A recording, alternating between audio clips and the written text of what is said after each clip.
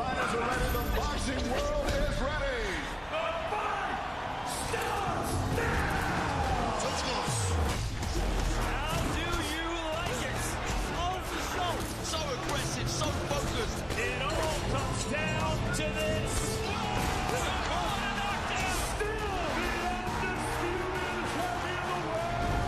Fight Night, only on the Zone. Hello and welcome to Kingdom Arena in the heart of Riyadh in the Kingdom of Saudi Arabia. We're here for BoxRaw Sparring Club number 2. We're live celebrating a great week of boxing that's going to end tomorrow at the AMB Arena with a huge fight with the big guys. And with me, my partner in crime, another big guy, the boxing bully himself, Barak Best. Barak, always a pleasure, and we're here for BoxRaw Sparring Club number 2. The first one was awesome, but look at this room. It is packed. Know why it's packed? Who sets it off? The DJ. Let me get a scratch. Let me get it. Look at that. That's there crazy. You go. And it was crazy is that it was in my hometown, Brooklyn, and it had a line around the block. Probably about 1,000 people. I probably shouldn't have said that because the fire department could have shut them down. But I said, how can you follow something like that? Look, this is how. Look at the people here already. Like, not one fighter has stepped in the ring yet, but the people are here. They're ready. Look at this. Everybody's ready. We already have our EMTs, emergency care, our medics, our fans, our friends. But check this out. Look at the bag. The bag. Look at the box. So I always have a fighter next to me. No, please give me the mic. Okay. 30 seconds. That's enough. That's enough. Here in Saudi Arabia, the bags hit back. So, you know, it is what it is. But I won that one. Yeah, anybody can do 30 seconds. Anyway, but check this out. Everybody's here, fans, fighters, and most impressive, we have fighters from all over the world showing up right here for BoxRaw Sparring Club number 2, because this is a great opportunity for these young men to showcase their skills. Right, you got to get the right eyes on you. Yes. Because of the last one in Brooklyn, there's going to be fighters who were there who are going to be on Canelo's undercard, Canelo versus Bud. That's crazy. So they might be at 3, 4, 5, who knows? Ring 6, ring 7, who knows? Well, this is definitely part of the festivities of a great fight coming up tomorrow, which is going to take place right down the street at the AMB Arena. It's Moses Itama against Dillian White. But come here. Look, check this out. We got a fight over here already. Getting ready. Look at that. They're already warming up. I'm sorry. It's okay. This is what we have to look forward to. And like I was telling you, they're coming from all over the world, Barak. I'm inspired. I'm motivated. Matter of fact, is that they got extra fight gear? Anybody got an extra headgear around here? Okay, that's enough. Come on, let's go. We got more to see. Because these are the young men that we're going to see in that ring in a few minutes. But moreover, we have the fighters that are going to be participating tomorrow. Speaking of fighters, it's a heavyweight right here. What you got for us, bro? Show us a little bit of that footwork that we saw. Yeah. Got to take off the slides. There you go. Yeah. Woo! There you go. Hold up. I know I said I wanted some headgear. Now I don't want none. Leave me alone. That's it. I told you guys. That guy is good. Thank you. We'll see you later. Anybody can do it for 30 seconds. I think you're past your prime, but we still love you. Love you. Thank you. But we also have a little thing over there to check out the power. Do you really want to try it? The power machine? The power machine. I'm gonna have to. No. Are you ready? I'm gonna have to. Come on, let's go. Yeah, hand me the mic. Excuse me. So sorry. I'm sorry, bro. Gotta come back. Put some money in there. Put some money. There you go. It's scared of me. You see, this machine is scared of me, right? Not anymore. Gonna have to back up, little lady. Yes.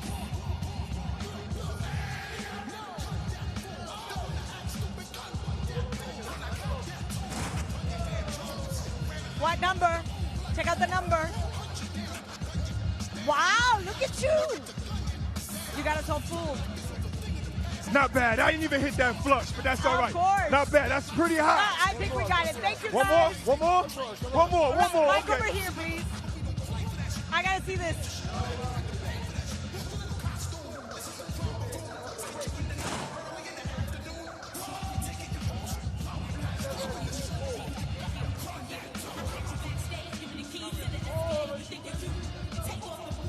okay. Nobody's going to talk about it. I beat my last score. You know who got that score there? Dillian White. There you go. Come on. I got a surprise for you. Dillian White, by the way, of course, it's going to be the stiffest competition for Moses Itama, the young man that actually is making a huge breakout moment tomorrow at the AMB Arena. Yes. But even better, let's check out BoxRaw as a brand opening this up right here, right next to Kingdom Arena as part of the festivities of an excellent boxing week. Absolutely. This is how we got the fresh gear. This is what we're rocking BoxRaw. We're going to talk to the CEO right now. Yes. Mr. Ben Amano, my guy. Thank you for the gear, first of all. Thank you for having us. Of course. Thank you for coming. It's always a pleasure. And we were just talking about the great success that you had at BoxRaw Sparring Club #1 in New York. And now you bring it back here to Riyadh. What does this mean to you? You know what? This is a completely different experience, a completely different atmosphere to what New York was. We've got fighters from 16 countries represented here, flown from Uganda, from Syria, Iran, Germany, USA, UK, Spain, Italy, Russia, Uzbekistan, all over the world. You know, so to see so many cultures come together for this, and also the crowd turning up here, yeah, it's amazing. It's amazing. But you started with a banger. Like, it was, I was saying there was probably 1,000 people there, counting the people that was outside, just hanging out. You know, were you nervous coming here saying, how can I top that when my first one was so spectacular? 100%, but I think one thing that boxing's been missing since its inception is this sort of community event, right? It's like, here we get fighters that come in off their own accord, they're not paid, they come in, they want to put down, show out for the fans, and the fans get to see something they never get to see usually. Like, we're going to show 20 fights today in the space of like 4 hours. If you want to see 5 fights on a fight card, you're there for 4 hours in itself. Here is action. 3 2-minute rounds, 1 minute breaks, rolling over. Plus the community, there's food, drinks, punch machines, music, the boxing elites are here, like, what more for the boxing fan? You know? This is exactly what boxing needs, and to bring it back to the grassroots. And obviously, we've been talking on and on about how huge, what a success it was back in New York. But I want to tell you guys, if you missed it, here's a little recap of what happened back in Brooklyn. This is Sparring Club. Now welcome to the grind. I'm no boogeyman.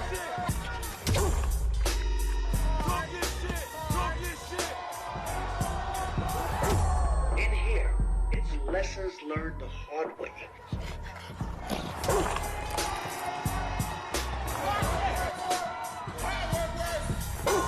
I'm a little nigga, that's why it's so raw to watch me just battle lions, cause I'm a little skinny nigga battling niggas 3 times my size.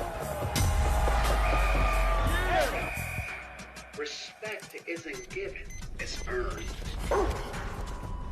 In blood.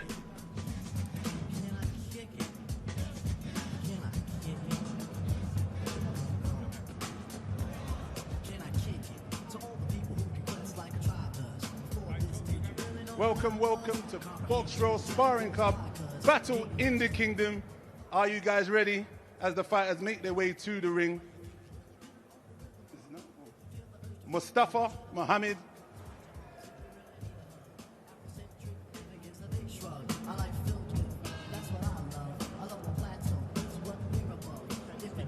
Okay. Oh, but he was saying he wanted me to, I don't know. No, don't even look at the camera. Basically, I want you to speak about the ring and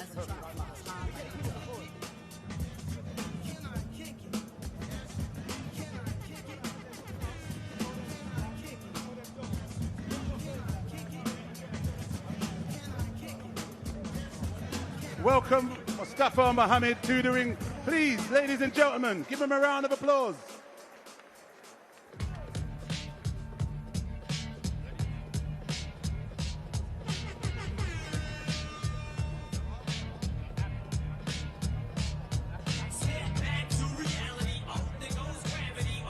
Let's welcome Abnar Mari to the ring, please, ladies and gentlemen. Give him a round of applause.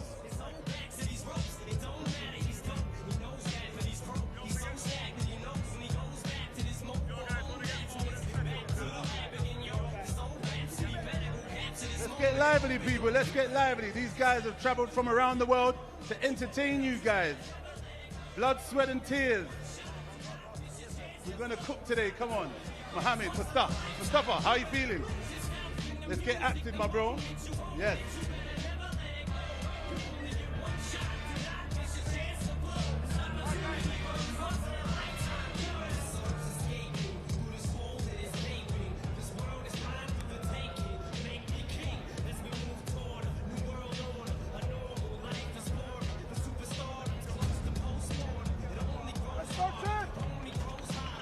And let's welcome Abdul Mari to the ring, guys.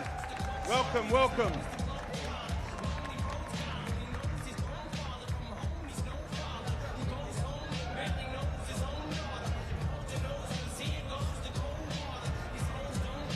Well, here we go then. Welcome inside the Kingdom Arena for the second round of BoxRaw Sparring Club. And this time, we're live from Riyadh. The battle in the Kingdom, Mustafa Muhammad against Abnor Nori Jashari in our first bout of the afternoon. They'll go 3 rounds, 2 minutes each. Unless, of course, a bit of damage is done and we will get an early call. But if you were with us in Brooklyn, they'll let plenty go. Muhammad coming in here 5-0 with 3 KOs. His opponent also 5-0 with the 1 stoppage on his record. It's Egypt against Switzerland in the first battle, but these two fight out of the same gym, so they'll know each other pretty well, and we're about to go.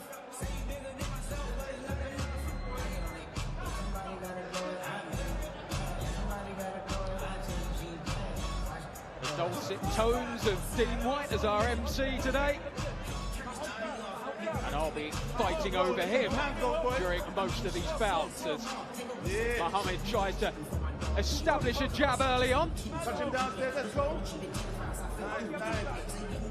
As with a regular sparring session, the headgear will be in full effect as it was in Brooklyn, but that's not to say that every man that steps in there will be giving it absolutely everything. The chance to impress and potentially get themselves on a ring or Riyadh season card of the future. That is the carrot for all of these fighters. Nice shoe shine work from Jashari as he starts to go through the gears, but Muhammad comes back with some solid body work. And again, that left hook ripped in towards the guard. Okay. Yeah. Nice work. Nice ripple of applause from the Jashari team that have assembled over in the red corner. Bring that thunder. Nice work. Nice work. Again, Jashari with the left hook to the body. They've traded body shots on a few occasions in this opening round. Oh, lovely work. Oh, nice.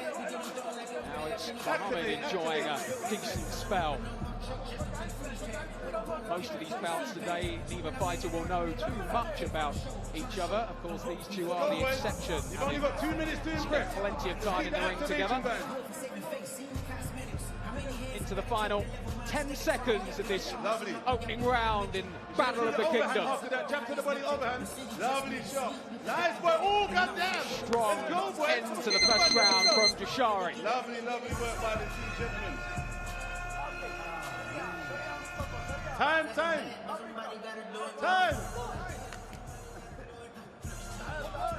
That was the end of the round. Just getting to grips with the timekeeping.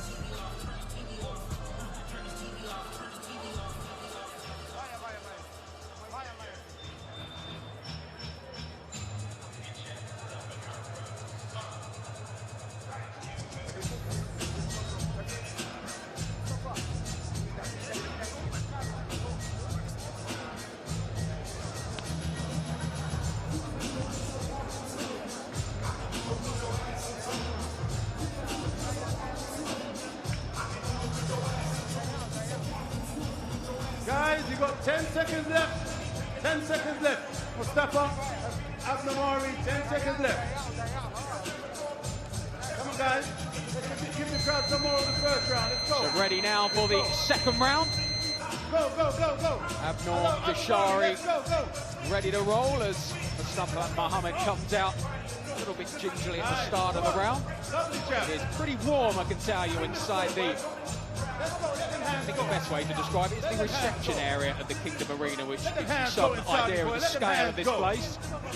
Show them what you're working with. Let them hands go. It's where all of Fight Week for Dillian White against Moses Atama has been, and that comes to you live, of course, on DAZN this Saturday.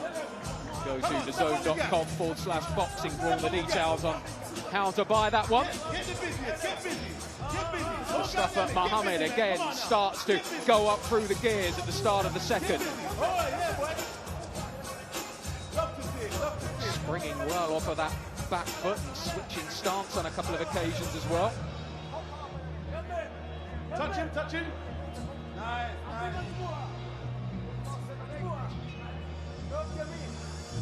Mohammed, the aggressor at the opening of the second round, but there's no doubt that Jashari is going to come in behind the counter. He just caught one there, and the strap coming loose on the headgear. All of the equipment supplied by BoxRaw for this event. Entertained, guys, the last round. Let's give them a round of applause. Come on. Let's liven the place up. Come on, boys. Mustafa, signal the end last round of that second round. If you were with us in Brooklyn, the timing can go awry at stages. Yo, my man, please say.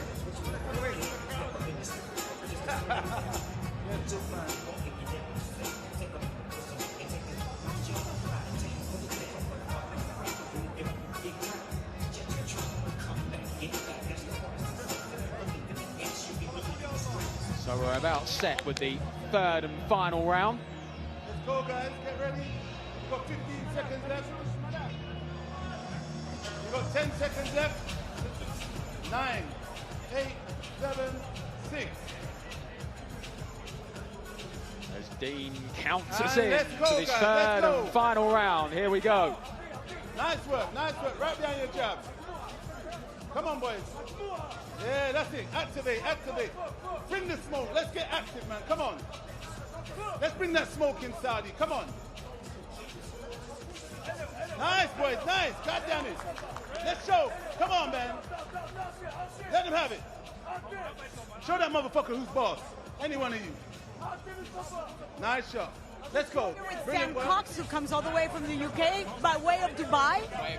And you just flew in when? I flew in last night from Dubai. Left my house at 8 o'clock last night. I was here by 11, so not too bad.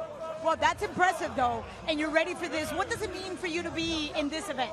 Everything. I mean, I'm here to make an opportunity for myself to show why I should be on these big stages and state a name for myself, really, in this boxing game. I've been around it since I was 6 years of age, and now it's my time.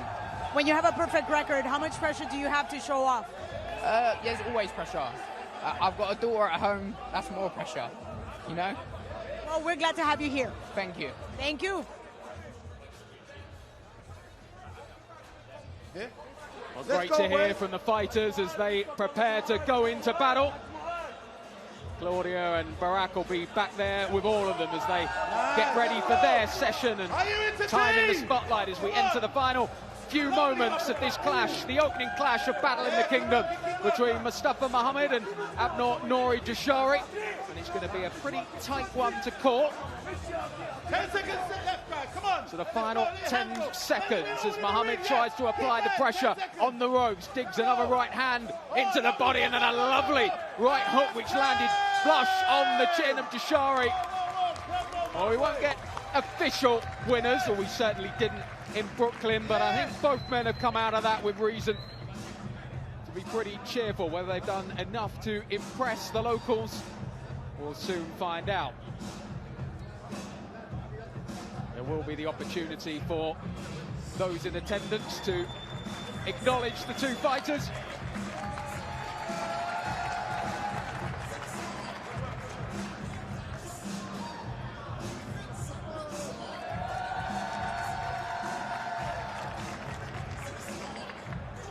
So fight one in the books here at Battle in the Kingdom.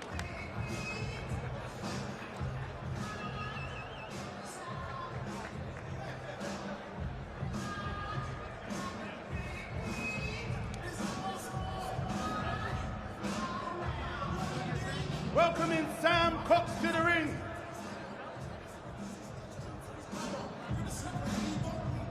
Yes, Sam. All the way from Dubai.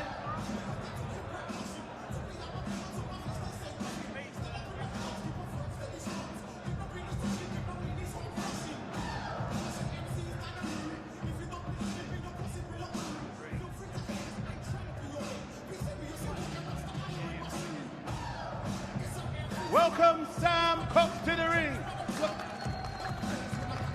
And now we'd like to welcome Ladin Sanga to the ring, ladies and gentlemen.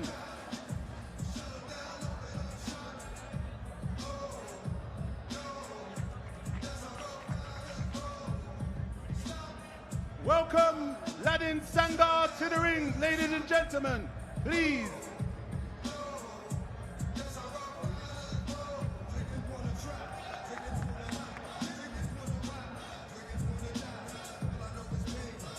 Okay. Welcome. Let's go.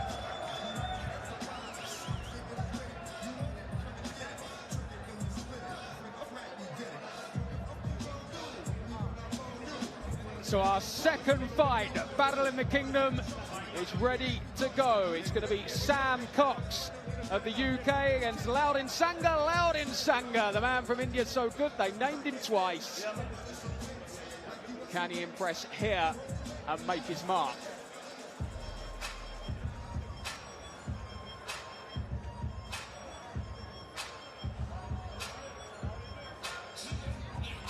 The man from India coming in at Super Bantam, 12-0 with 7 KOs. Sam Cox naturally a Bantam. Let's go, action. He comes in here 7-0 with a couple of stoppages as Loudin Sanga tries to land a big right hand early. Let's go, guys. Looks like there could be a ferocious pace from the outset here. Cox with a swing and a miss, allowing Loudin Sanga to go back on the attack. Another wild one from Cox as he just loses his footing. And now we're cooking. You can tell the excitement levels in the ring as much as those at ringside. Yeah, touch with the jab first. Got down. Got down. This one's going up. It's cooking.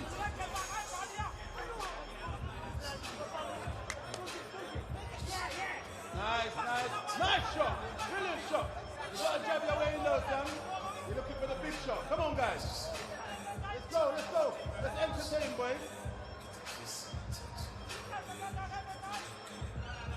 Oh, goddamn. Go. Yep. Keep the walk, keep the smoke. Get busy. Oh, goddamn. Oh.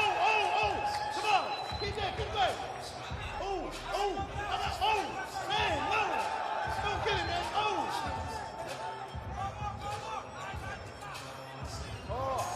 Nice work. I'm here with Queensberry Promotions, Frank Warren. Now listen, you have a big event, obviously, Dillian White, Moses Atama. But do you have it in you to even witness all of this with all of that excitement going on tomorrow night? Yeah, I'm interested. I've never been to one of these before, so come along to see what it's about, and everybody's into it. You know, it's good. See all these youngsters. It's been well supervised, so I understand. So brilliant. Well, you're a promoter, and this is only the second one, but they brought it out here to Saudi Arabia. Are a little bit in you saying, let me look at these guys and see who I like? I'm a promoter, that's what we do, of course. Yeah, I'm looking forward to it, and it's interesting. Look, boxing's developing out here. It's been a couple of years, and it's come on to amateur level in leaps and bounds. And I think it's only a matter of time before the investment and the time that's put in that they're going to get some stars here in their own right, some Saudi boxing. Right, so what do you think we're going to get tomorrow night? What are we going to see as fans? Fireworks. Great fights. Really good competitive matches. There's 4 fights on there that are main events in their own right. And what you're going to see is some good quality matchmaking and fighting. Thank you very much, Mr. Frank Warren.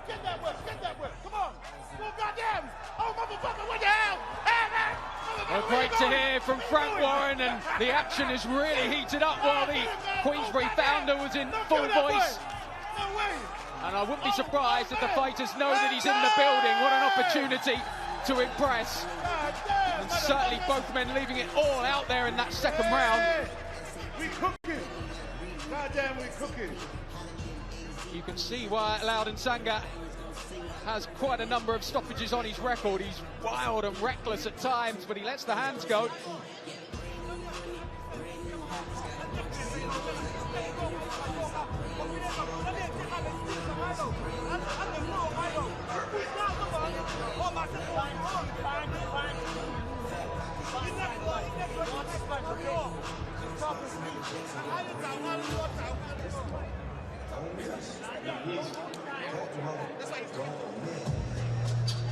So nearly set for the third and final round of Bout 2. Sam Cox and Loudon Sanga. Loudon Sanga about to go.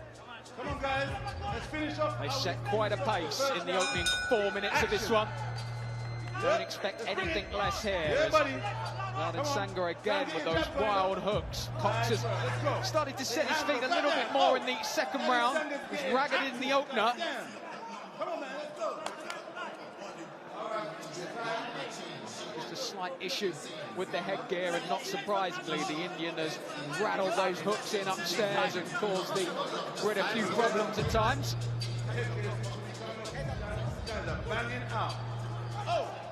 Cox again takes a couple of strong shots upstairs. The man from Islington just having to hang on a little bit as again Loudon Sanga firing in with plenty of purpose.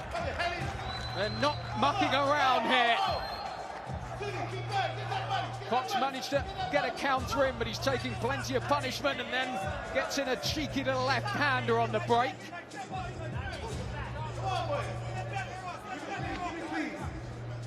Been doing most of his work in Dubai, Sam Cox. But this is chance to impress the watching scouts and promoters as the heads come close together. Another little bit of a wild and ungainly one from Cox. Managed to find a straight right, but Loudon Sanga is landing with all sorts here. Cox is backed up. May not see too much more of this, and he'll be hoping to hear the final buzzer at this point. The Indian is letting it all go. Absolute windmill stuff here from Loudon Sanga. Loudon Sanga. A bit of razzle-dazzle showboating as well. It's not just about the ability in the ring, the ability to entertain and put on a show. That's what will be remembered, and when they are thumbing through the records looking for a representative on a Ring or Riyadh season card, maybe the man that they named twice will pop up in conversation. As he goes back to work, a solid right hook, and then a stiff jab followed it up. And again, that straight right with the low guard. He's starting to enjoy himself in there. Cox managing to land with a couple, but it's sporadic attacks from the Brit. Again, a big right hand from Loudon Sanga. Great work, great fight, and now time to hear from another great fighter, Lawrence Okolie. Used to be champion at cruiserweight Look a at couple that. of years ago. This is 2023. This guy's 260 pounds right now. Lawrence Okolie, what's up, champ? Good, happy to be here. I need to get down to 250. We'll do it though, don't worry. My goodness, but you're looking sharp as ever, and I'm so excited that you came all the way out here. You're sharing this moment. What does it mean to have all these young men looking at you as an inspiration? Thank you. But yeah, no, it's great. It's great to see. You can see, I know some of the people that are sparring today, so it is an exciting time to be a boxer. It's great to be, you know, one of the guys at the forefront. So we're just pushing our best. No, but seriously, you are an inspiration. Like, you went from flipping burgers at McDonald's to flipping on people in the ring. You the man, bro. You the man. So what do you say to these young fighters that come up to you? I think the main thing is just always believe in yourself and stay consistent, because in life you're going to get people that say you can do it, people that say you can't do it, whatever, but it's got to be within yourself, and you stay on the path, and the consistency will pay off long term. And when we're doing that transition from one division to the next, it's not easy. But yet, you've been able to get a lot of success. And tomorrow we have big guys. Are you scouting? Of course. Since I moved up from cruiserweight, won the Bridgeweight world title, moved up to heavyweight, I'm looking to be a freeweight world champion. So everyone that's boxing at heavyweight is someone that I keep a little eye on, just in case. A little eye? A little eye on. Yeah. I feel like anyone that you see at the or near the top at the moment is a potential opponent, like, at any day. Especially with what the ring's doing, with what Riyadh's doing. It's like it'll just be you and you fight each other. So, you never know. Before we go, prediction tomorrow night. I think it'll be Moses mid-round stoppage. I do think yeah, that's how I see it, man. And before we go, thank you for helping me out, dude. Shout out to Barack because I can't reach that Can't far. lift it up that high. Back to you guys. Great to hear from Lawrence Okolie. Meanwhile, in the ring, Sam Cox has offered a little bit more in this round, but still it's the Indian Loudon Sangha who's dominated for the most part with the most meaningful shots and also a certain swagger about his work.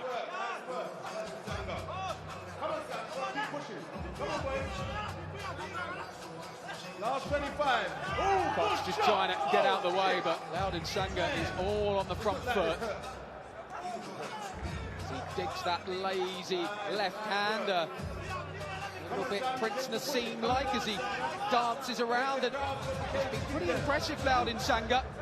And this is exactly the kind of performance that you need to put in here. Last couple seconds and time! Great action and a fabulous display from the Indian, who you could be hearing a lot more about.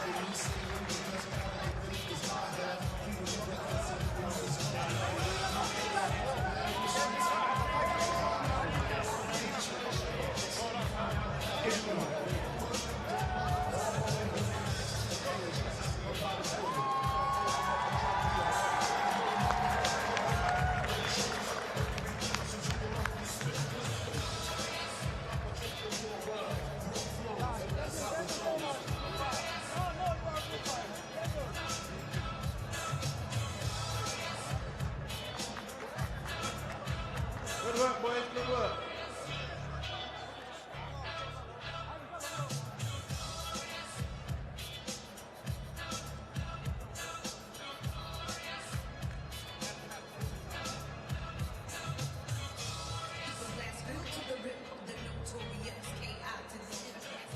Welcome Ishmael to the ring, please, ladies and gentlemen.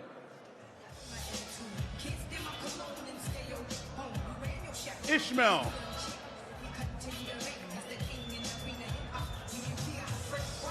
Welcome Spencer Brown and George Warren, the main men.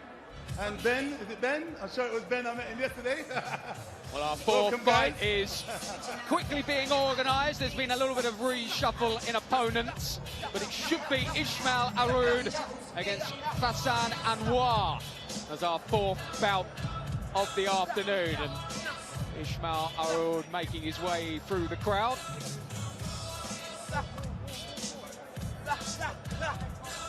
Brooklyn was pretty loud and raucous, and we weren't sure if we'd get quite the same atmosphere here in Riyadh, but it has been every bit as boisterous as it was in Brooklyn a couple of months ago.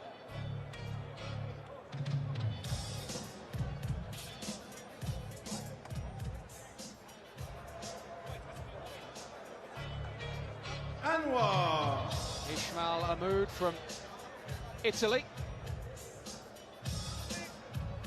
Saw a few decent displays from Italian fighters on Wednesday in the WBC Grand Prix. Ladies and gentlemen.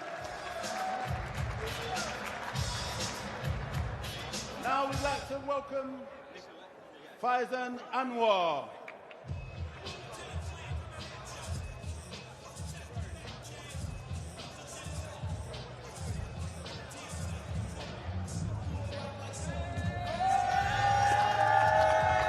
Faizan Anwar. Well, I can tell you that the bout sheet changing all the time. Welcome. So our first man in the ring was Nikolai Chibasov. So it is still Nikolai Chibasov against Faizan Anwar.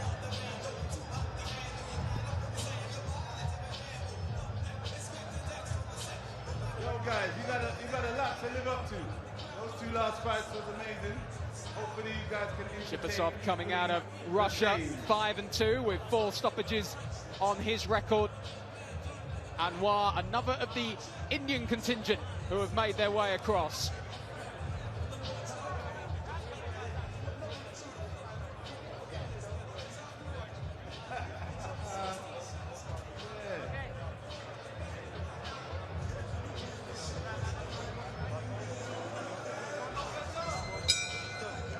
Let's fight.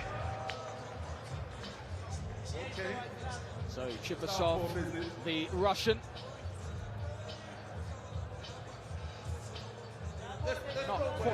representing the pace of our last bout, though that would have been pretty difficult to achieve. Nice. Let's get active. Let's get active. Chibisov trying to throw that big straight right, but getting countered by some decent work from Anwar.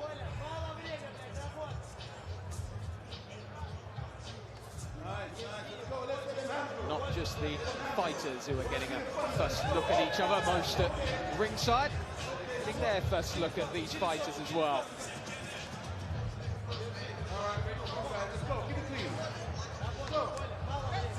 Anwar happy to tie up as Chibisov tried to throw over the top. Again, he's loading up with that big right hand. At the moment, Anwar is countering productively. Trying to work his own jab as well. It's a southpaw of the evening or afternoon. Just about 2:45 here in Riyadh local time. A reminder that later on the weigh-in for White versus Italma live from the Kingdom Arena. It'll be in this very room as well. At the moment, it's battle in the Kingdom. BoxRaw Sparring Club. Chibisov and Anwar in our third fight of the afternoon. As the Russian starts to put together his most productive spell. A right uppercut followed by a left cross. Anwar did well to spin and get out of danger on the ropes there. And that brings a close to an opening round which started a little tentatively but certainly got going. Oh, it's time to hear from another one of the stars at ringside. This time it's George Warren. Shining star, George, thank you for joining us.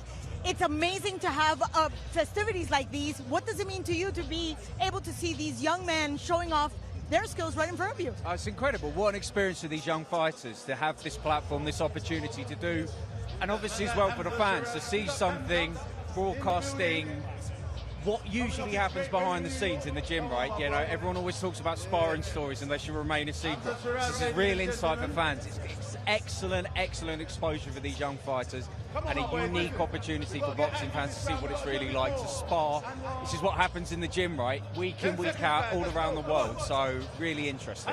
Well, let's turn back the clock just a tad bit. Queensbury, for all intents and purposes, was one of the first promotional companies to bring boxing into Saudi Arabia.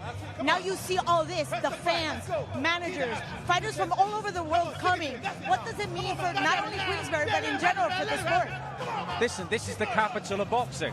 It has been for the last 2.5 years, and they're not slowing down, are they? There's more, you know, every time, more and more things that are being thought about, new ways, new innovative ways of selling the product, selling the sport, getting more eyeballs on it, giving more opportunities to young fighters, and I'm all for it. It's always a pleasure to be here, and like you say, look at the facilities we're in, look at what the opportunities it's bringing to the sport. Incredible. Fantastic. Thank you so much for your time. Pleasure.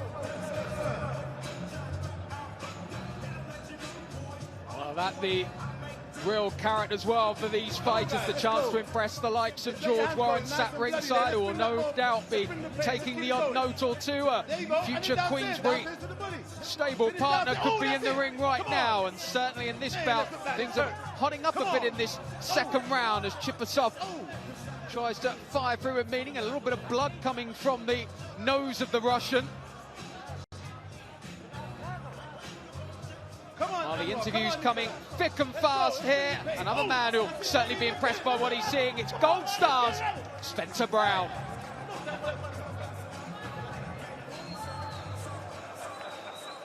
We know you guys want to see the fights, but there's so many celebrities out here in the crowd. I wouldn't say I'm a celebrity, but anyway. I wasn't talking about you. I was talking about me. Well, listen, we got Spencer Brown here. How you doing, sir? Yeah, great. I mean, I'm really enjoying this very intensive sparring. They're letting everything go. And obviously there's a lot on the line here. Whoever Turkey Al Sheikh picks, it's going to be on a big card. I mean, it's fabulous, really. I've been involved in earlier on in my boxing. This is very similar to the unlicensed scene, where everything gets chucked in. They don't leave nothing behind.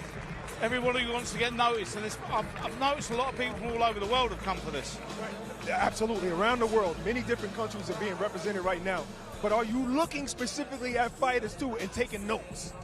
Of course, of course. I've just seen a very, very talented fighter there. From India? Yes. He's back. He's a badass, and I was quite impressed with him. He had the movement, the shots, everything. And we don't tend to look at India or those continents for boxers. But what Turkey's done is he's brought it to the masses, to everybody. And I think you'll see a lot of rising stars from these places we've never seen before, we've never heard of. Absolutely, because boxing is all around the world right now, thanks to Turkey and a lot of other people, and people like yourself. What Turkey's done is make boxing very fashionable, and we're finding that everywhere. I just talked to a guy here, and he's got his little boy with him. Where do I join? And he's 8 years of age. So all he's doing is getting bigger, better, and I think in a few years' time, like I said, you'll see some great talent, and this is where you get it from. The grassroots. It's all grassroots. Same with anything. Football, rugby, cricket. It's all grassroots. Thank you, my man. Really appreciate you.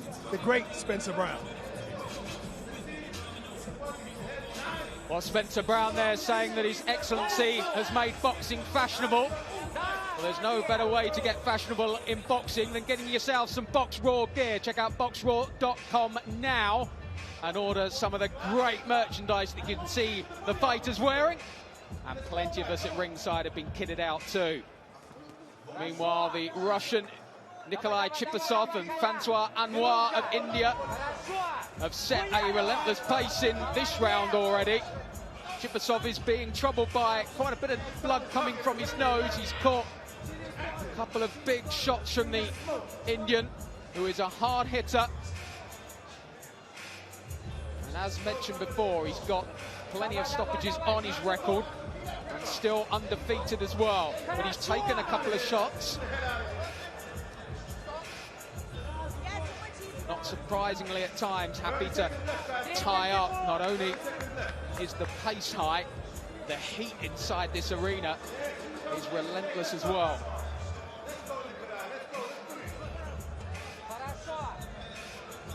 Anwar trying to mix Hamza, up. Shiraz, thank you so much for taking a seat, because I don't think I can reach that tall.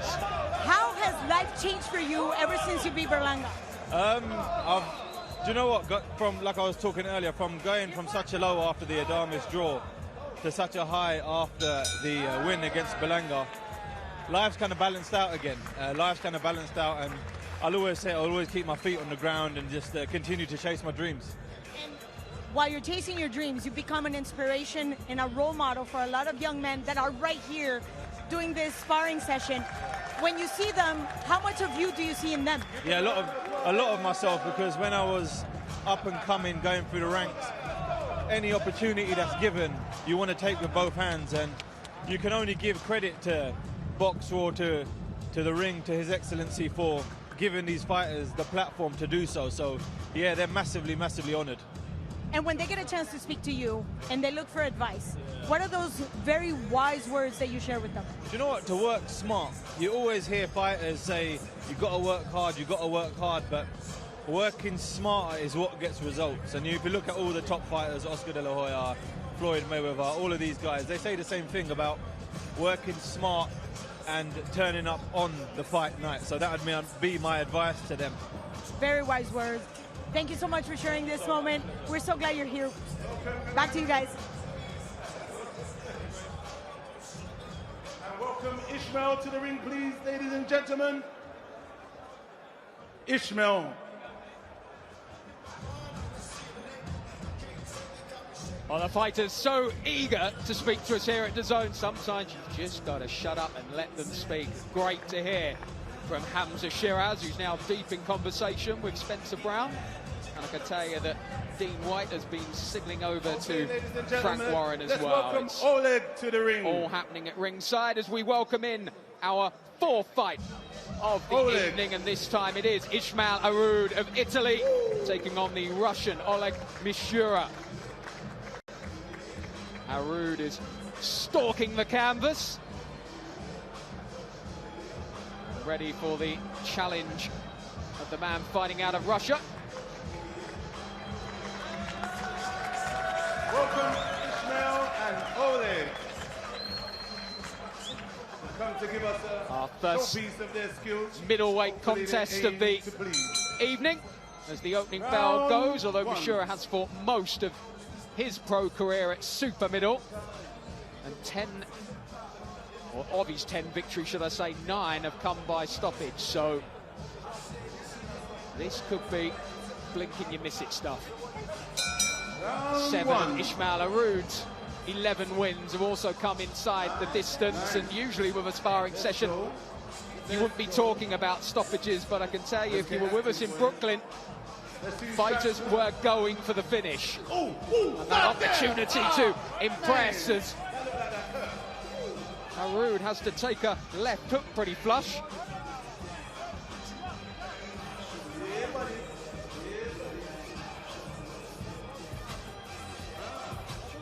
Mishura trying to let the hands go early on here.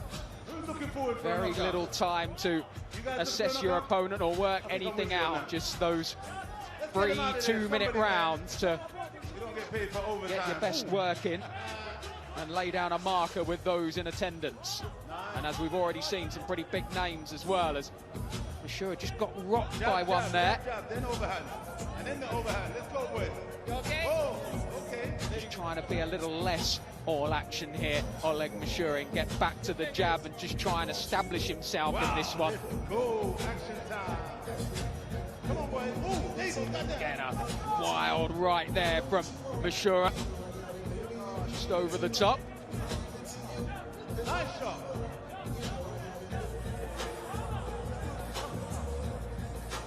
Aroud moving well, but again he takes that left hand, just leaving the guard down, trying to look at ease and give an air of a man who's comfortable and doing his thing. Trying to work an uppercut in, but again, it's that left hand of Mishura that connects. 15 seconds to go. Into the closing stages of this opening round between Ismail Aroud and Oleg Mishura. And 5 seconds to go. Let your hands go. Nice shot. Let's go. Good right hand from Aroud, who's trying to end the round strongly.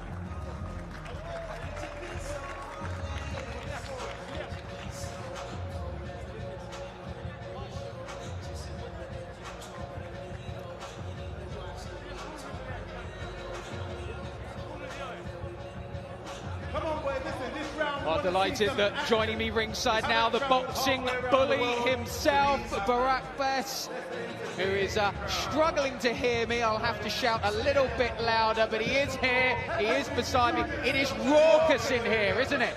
First of all, I just want to say, my man, you're doing a great job. This is my first time witnessing you, man, and you're good. You're really good at this. So I don't need a job anymore. I'll just go home. No, this is incredible. I was talking to Ben Amana earlier, and I said, were you nervous about doing such a big banger in New York and Brooklyn and coming out here? He said, yes. He doesn't have to be nervous anymore because it's jam-packed. It's incredible. Yeah, the marker was laid down in Brooklyn, and they've really picked up where they left off here in the Kingdom. And I'll tell you what, Ismail Aroud in the vest, the man from Italy, trying to lay down a marker in this second round. And as we saw in Brooklyn, Barak, they leave it all out there. No one fills each other out here, do they? Not at all. I mean, oh, knock the headgear off with a jab. No reflection on the quality of the apparel, though. That can happen. That's the quality of the punch right there. I saw an Indian fighter a couple of fights ago, an Indian fighter. He was amazing. He was amazing. Wow. We got some good talent here today. Yeah, the Indian, Loudin Sanga. So good they named him twice, and he certainly appeared that way in there. Had a bit of showboat about him. There was a bit of naz about him at times. He played with him. The only thing good about headgear is when you're sparring, people can't see your face because you got beat up bad. Well, the headgear is still being sorted out. We've seen how it was displaced. In the gym, the fight's over unless you want to fight with no headgear. You know why? Because nobody's putting on somebody else's headgear, but we're here and we got BoxRaw, that collab. We got probably 400 headgear somewhere, laying somewhere. You want one, Gary? I might need one. Fighters are getting pretty close at times. Chipasov in the last round was spilling blood onto the desk. But that's how much they want to impress here. That's the thing, isn't it? And like you say, usually they would go to the back, they maybe take a few minutes off. They want to get going again. They see Frank Warren sat ringside. This is their opportunity. Absolutely. Frank Warren and Spencer Brown already said they're looking. They're looking and they're taking notes because this is where you find them at stuff like this. But this is brand new. This doesn't even exist. You know, there's hardly anybody doing stuff like this. Making sparring something that attracts hundreds of people. Amazing. Yeah, usually it would be people like ourselves, those that work in the media are fortunate enough to see some sparring sessions and be in the gyms, but for most of those in attendance, this is the first time they've ever seen anything like this as Mashuri lands a big right hand there. Good left hook. It is wild at times, but it is exciting.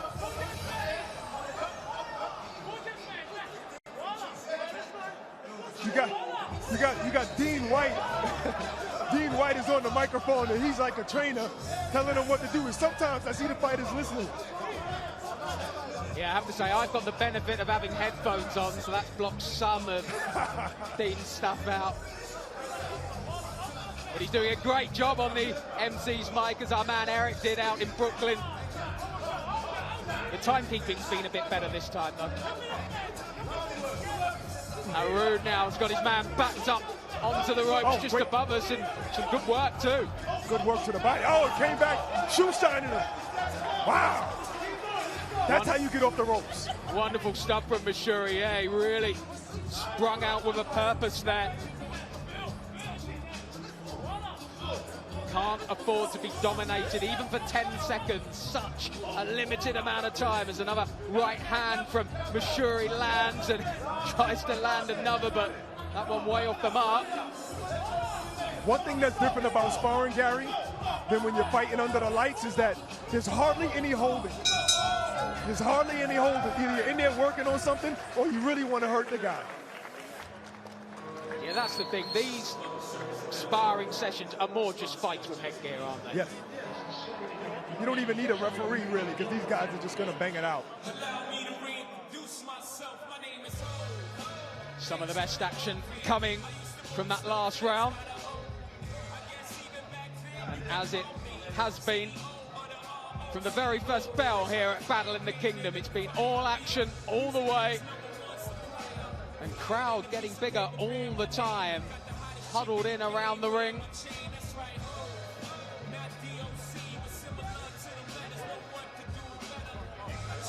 This just our fourth bout of the afternoon.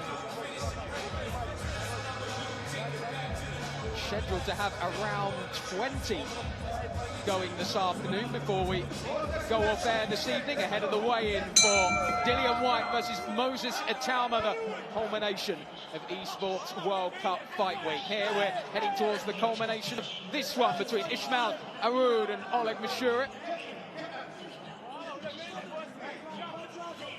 Mashura once more hooking like a wild man in there. Arud trying to give the air and the demeanour of a man in control, but just very little chance to settle yourself. As again, some quality work from Mashura.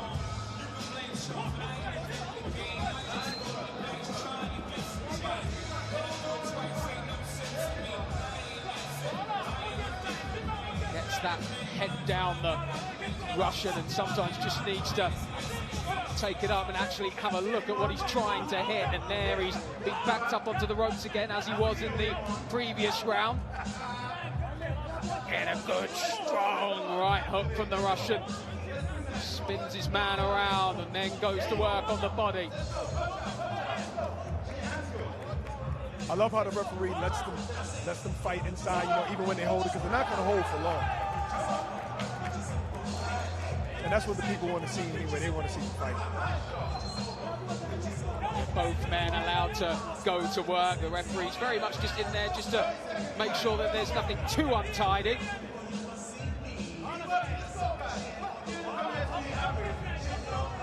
trying to throw that jab a little bit more off of the ropes, but the fundamentals pretty much go out of the window after 20 seconds. That's exactly what I'm thinking. There's no technique right now. There's no jabs. They were just banging it out in the middle. Okay, we're about to hear from another one of the stars in attendance. This time it's Harlem Eubank. Exactly, we're right here with Harlem Eubank. Great to have you here. We were just talking about how excited you are to be here. What does this mean to you? It's great to be out here. My first time out here in the Kingdom. It's amazing, you know, these guys put on the best shows, you know, of our time. You know, the shows over here are a different class, and I'm excited to be a part of it this weekend.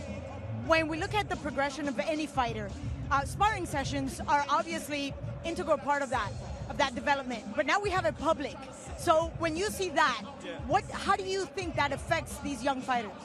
It's great. Look, it's great for people to see what goes on behind closed doors. You know, the hard work that's put in that gets you ready for the big nights, you know, and the big lights. You know, when you go into the ring in front of thousands of people, this is where you prepare yourself for battle. So it's a great insight for people to be able to get a little glimpse into the preparation and regime that the fighters go through before fight night. But just between you and I, you're here, and you know that very soon, once we have the middleweights coming up, they're going to be saying, hey, I'm going to go after you, and you get a chance because you're here to see, hey, that guy's coming after me. So what do you see? What do you look for? Hey, you know, seeing it makes me want to get in there right now. What do I look for? It's about skill, you know, it's about patience, it's about the craft, years of hard work that goes into refining the art form of boxing. And here we just hope to see a glimpse of some of them skills that have took so long to refine. And we're so glad that you're here. You're a role model for them. Thank you very much, Harlem. Back to you guys. Welcome Jaya to the ring, please. Jaya.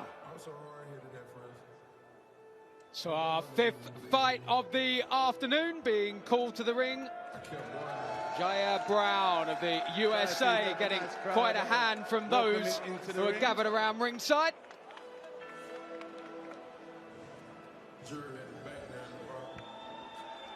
Certainly looks the part in his BoxRaw fluorescent cycling shorts, which I'm pretty sure will be available now at boxraw.com. And welcome the next fighter to the ring, Eubank. Barak is just slipping into his pair as we speak to call this one. And there is Avzalabak Kurambayev. Come on, boys. And that might be the best pronunciation you get of that name all fight. The man from Tajikistan. You know where he's from. So here we go. This one at welterweight. Although Kurambayev again has fought most of his career at super welter, 12 1-1 with 7 stoppages. Jai Brown 17-2. So Brown, Kurambayev underway, and our first man from the USA in the ring today.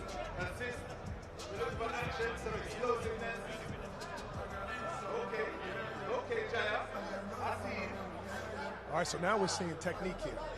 Both fighters feeling each other out. This looks more like a fight. Few bouts, the opening few seconds have gone this way, and then as soon as the first shot's landed, game plan out the window and away we go.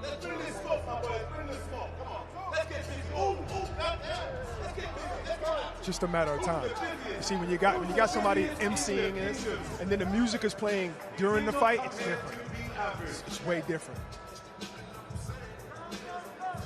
And of course, as we mentioned earlier, none of these guys will have probably ever stepped in the ring together before. Oh, it's beautiful. This is like going to the Olympics. You know, this is giving a guy who didn't fight internationally the experience with international fighting. You know, fighting guys from Uzbekistan, India, and all these other countries. This is great.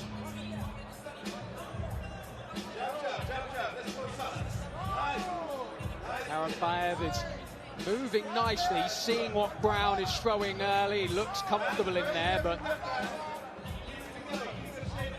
quickly change. Brown head down, trying to burrow into his work there on the ropes, just smothering some of it as well. It's a good one too. A cover bomb. Oh, good defense. Philly shell. Lovely head work from Brown, and then fires in that right uppercut, which landed flush. That was a Mayweather move. And again with that uppercut.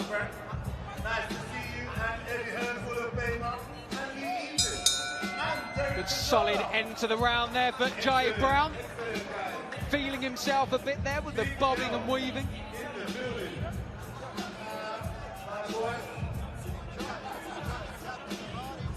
A few more big names have just made their way in ringside. I can see Eddie Hearn just giving me a leer from the other side of the ring. His right-hand man, Frank Smith, and then everyone's right-hand man, Lee Eaton, is there as well. Second round, Jai Brown of Zalabek Karambayev. What I'm noticing different is that, you know, these guys are used to fighting 3-minute rounds, and a lot of guys even spar longer than that when they're training. You know, I've seen Floyd Mayweather in the gym do 5-minute rounds. I've seen guys do 7-minute rounds. I've seen them do unlimited, you know, so they're trying to spin their load in these 2 minutes. You know, they're trying to impress the people, but they gotta let their hands go. As much as first and foremost they're trying to impress, how much do you think they take away from this when they go back? Are these creditable sparring sessions for them? Of course, 100%. I mean, of course, in the back of their mind, it's like, okay, I want Frank Smith to see me. I want Frank Warren. I want Eddie Hearn and them to see me, Spencer Browns. But at the end of the day, they're sharpening their tools no matter what. They're sharpening their craft. And the guy that fought the Indian guy, Loudon Sangha, the guy that fought him, he's going to go back to the drawing board and say, I got to work on a few things. So sparring is always good. Oh, I know. It's a precious moment, especially like you mentioned. You have great people sitting, watching, keeping a very keen eye. But not only that, let's not forget about those fighters that have already made it, and they're seeing the competition that's coming up the ranks. Well, Gary, I just want to let you know, she doesn't wait to get introduced. Claudia just jumps in. Well, I will not cut across the great Claudia House. She is here.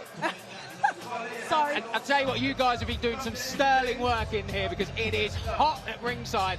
I can't imagine what it's like out there in the crowd. It's amazing out there. There's a lot of names out there, but at the end of the day, there's a lot of people, and that's what we need for the sport.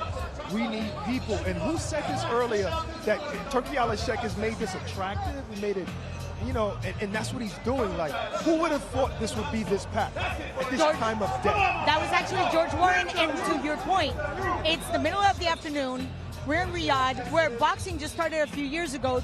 The tradition is not like Brooklyn, like LA, like Chicago, like even Las Vegas. Right. We're in Riyadh, and yet we have people from all over the world coming to see this session.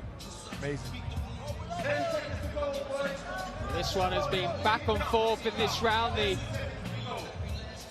Tajik Karambayev feeling himself, but for me, Jai Brown just has an air of real confidence about him. It's the first time I've seen him.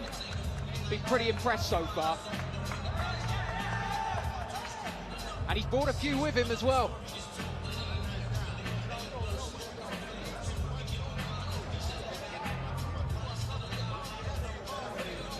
We talked about the history of boxing here in Riyadh. This, of course, was the very arena where Francis Ngannou and Tyson Fury kicked things off a couple of years ago, and it's been a couple of years that have flown by, fight after massive fight here. That was an unbelievable fight. I think the right man won. We're seeing some of the men who helped put those fights together over there at ringside. Eddie Hearn and Derek Chisora now in the building as well. I'm sure he'll be making himself heard later today at the weigh-in. You know what? That goes to show what a small family we are, and how the camaraderie just trickles down from the big guys all the way down to these young men that are trying to, you know, showcase their skills, show off the fact that they can belong in the upper echelon of boxing. That is what makes boxing special. Yeah, it is the fight family, and they've packed themselves into this quaint auditorium. The reception area, really, of the Kingdom Arena. It is where we've had a handful of huge fights here in the Kingdom. Seems like both of these guys are counterpunchers. So they're just a little hesitant, throwing feints, trying to get their way inside. But they're probably more comfortable counterpunching. Kurambayev is being first, especially that overhand right is going in on cue.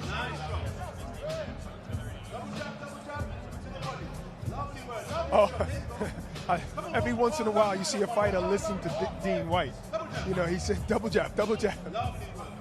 Yeah, I think Dean White's doing quite a good job from ringside at the moment, talking these fighters through things. Kurambayev has been in dominant fashion in this round, but then just as I say that, takes a right hand from Brown, who then tries to work the body as well. Both men all know that their time in the spotlight is running out here. Yeah. Brown's output is a little bit less this round. I've seen him a little tired in the corner. But he's walking his man down now. Jai Brown's output has gone down just a bit. He's a little tired. You can see he's hold. That's why he initiated that hold.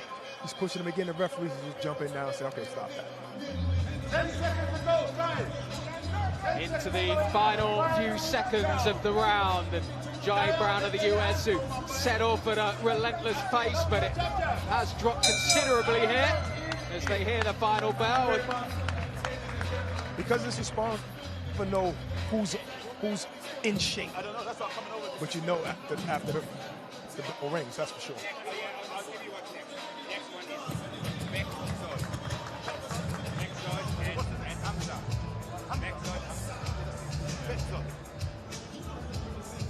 Well, that's fight 5 in the books. Our 6th bout is not far away.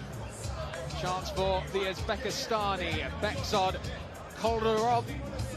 He takes on Hamza Shahir.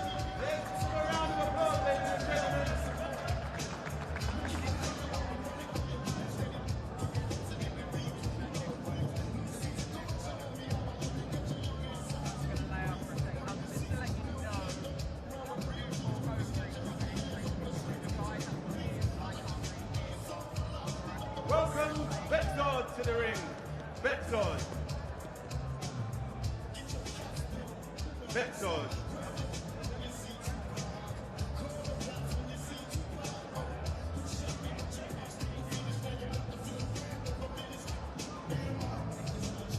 Beksod.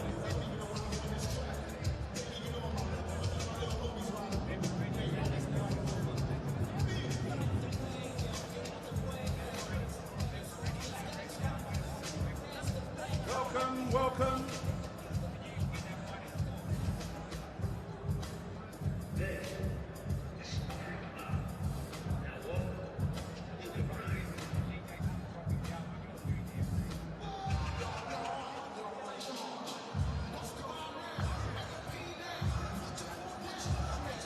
Welcome, Beksod. Well, Beksod Koldarov of Uzbekistan has made his way to the ring. Welcome, Hamza. Hamza Shabhir of Tunisia is the next man to enter the ring. Who is ready to rock and roll? Let's get it cracking, my boys. Let's go. Don't leave enough energy in the tank. Leave it all in the ring to entertain. Say that our MC Dean White right in my ear screaming that one.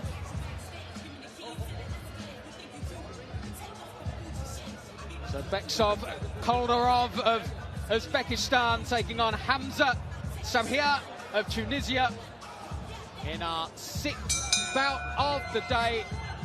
A lightweight against a super flyweight in this one. Come on. Oh, and a big left there from Shahir. Straight out of the blocks. They've not mucked around here. We said earlier, when the first shot lands, out goes the game plan. It's out of the window here, and Hamza is landing some big ones. Knockout today. Are we chasing it too much? The knockout? I don't know. They're trying to put someone to sleep. Mother effort. guys are coming here to play. Well, the man from Tunisia starting at a pace. Is it a pace that's impressed the great Eddie Hearn? Let's find out. Hello, everybody. Matchroom in the house. Eddie, such a pleasure to have you. Look at that. Dressed for the occasion, perfect, like you just walked out of a country club. How much are you enjoying this session? Yeah, amazing. I mean, we saw the success of the Sparring Club in New York. And again, like, the turnout's incredible. It's kind of like an opportunity for young talent to showcase their skills in front of really a global audience on the zone. A lot of people from the boxing world here looking, maybe scouting a little bit as well. And it's become a little bit of a kind of showground for great young talent around the world. Great idea. Well, you know very well all of the festivities for Fight Week. How much does a session like this add to a big fight like the one we're going to have tomorrow? In the past, we've always had open workouts, press conferences, weigh-ins. This is another layer of it.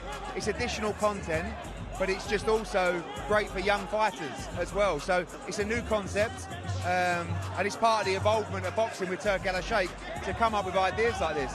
He was ringside in New York, and he was like, I love this, we're going to do this every show. So now the preparation, the atmosphere, a great appetizer for what will be, of course, a huge night of boxing in Riyadh on Saturday. Well, we remember back in the day when boxing started coming to Riyadh, we all wondered how successful is it going to be. We're here today, 2025, on the brink of a huge fight tomorrow. But look at this, the crowd coming from all over the world. What does this mean to you as a promoter? You know, I think that's the difference. You know, when we first came to Riyadh, there's no point lying about it. The opportunity, the financial opportunity to come here was incredible for fighters, most importantly, but for promoters, for broadcasters, and now we've seen the involvement from the ground up, from grassroots level. If you go into local gyms here in Riyadh now, you'll see that participation. Young, men, young women competing. And now, like, if you were to come here to an event like this, maybe 3 or 4 years ago, maybe even a year ago, it would have been half empty or maybe even completely empty. Now look at the vibrancy of Riyadh as a fight city and Saudi Arabia as a fight country. And that's an incredible job that, His Excellency Turki Al-Sheikh has done. But listen, with us, with Queensbury, with all the promoters that have come together to make this a fight destination. We always used to talk about Las Vegas, New York. You have to put Riyadh on the map now as maybe the biggest fight city in the world, if not one of them. And, it's great to bring the financial element to the sport of boxing, but now we're bringing the energy, we're bringing the crowd, and we're bringing the interest and the understanding of the people here in Riyadh to boxing. And that's an incredible achievement. I agree. There's an old saying, build it and they shall come. So they're here. Thank you very much for your time, Eddie. Back to you guys.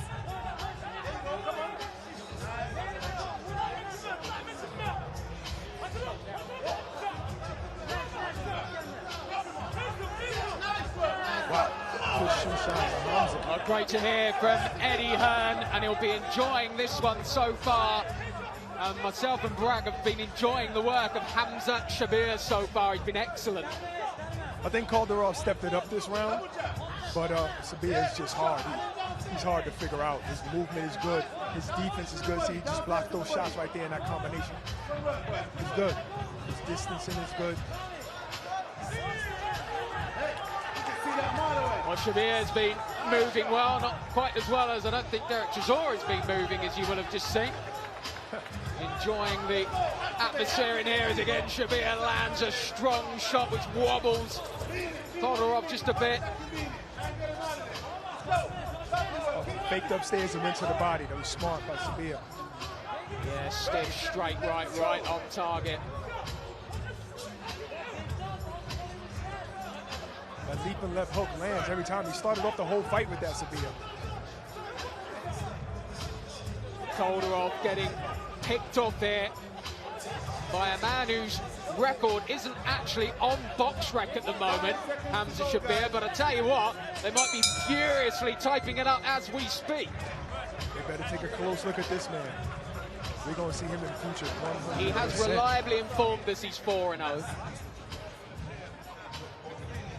But then I'm still undefeated in the ring, so...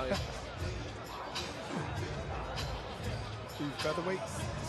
0-0. In this shirt, I think I look more bantam.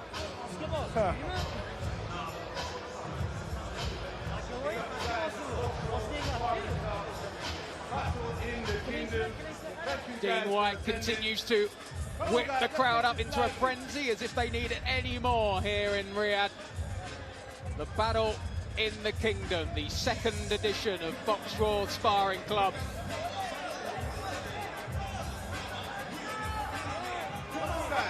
And here we're watching Beksod Kolarov of Uzbekistan against Hamza Shabir of Tunisia. Somewhat of an unknown quantity, Hamza, but he's certainly announced himself here to those stood and sat around ringside. It's a better game plan by Kolarov right there. You fight from long distance because you might have the longer arms and move laterally. Yeah, tried to get a bit more busy, but that seems to have just angered Hamza a bit, who again lands a right hand. His timing has been impeccable. Right, and it's big power difference too, because every time Shabir lands something, he actually shifts Kolarov. Now just starting to dance around a bit, Hamza. I think he's got the measure of his man. Got the range as well, that's been the key.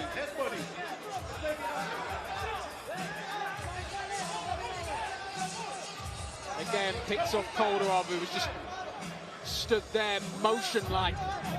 We don't want you boxing within yourself, guys. It's halfway. Kolarov, I think, just trying to kid us on there as he danced a little bit around.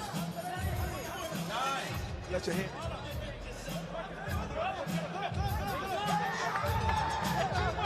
Trying to out-muscle Hamza a little bit, try and use his size a bit more. Try and bully the man from Tunisia. Absolutely. If you get him beat from the outside, go inside, rough him up a little bit. And all those shots are landed by Hamza. Unfortunately, yeah, as soon as he has a moment. We don't want no hangers on. Get him out of there. Drop that sucker. Tear him a new asshole, man. Hamza stalking his prey, whipping in that laser-like jab. It's tough when you come in the morning and you're like, you don't know who you're fighting, and you find out maybe a few minutes before. You just got to bring out all your tricks. And Hamza Shabir without a lot of them. Yeah, Hamza Shabir, that one of the more impressive performances so far. I'd put that one up with the man from India, Laudi Naga.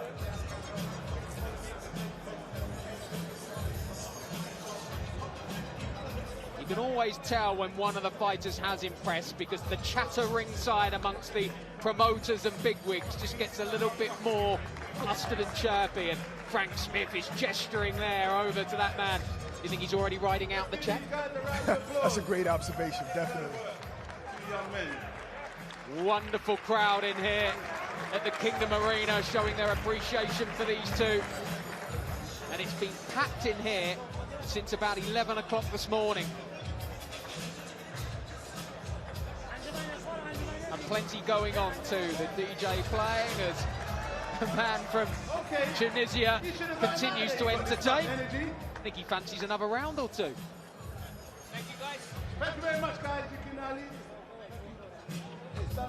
Might have to drag these guys out of the ring in this way, but that will do it for our sixth fight, our seventh fight of the night. Well, there has been a change. I think next up we're going to skip straight to fight 8. It's Mohamed Issa, a man we saw in WBC Grand Prix action just a few weeks ago, taking on Riccardo Rizzi of Italy, another Italian fighter.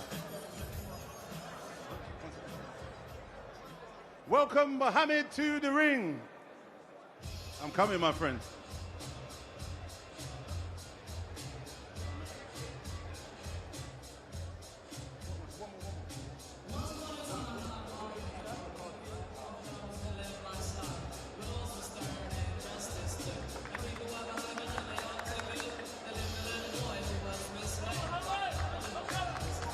Now let's welcome Riccardo to the ring, ladies and gentlemen.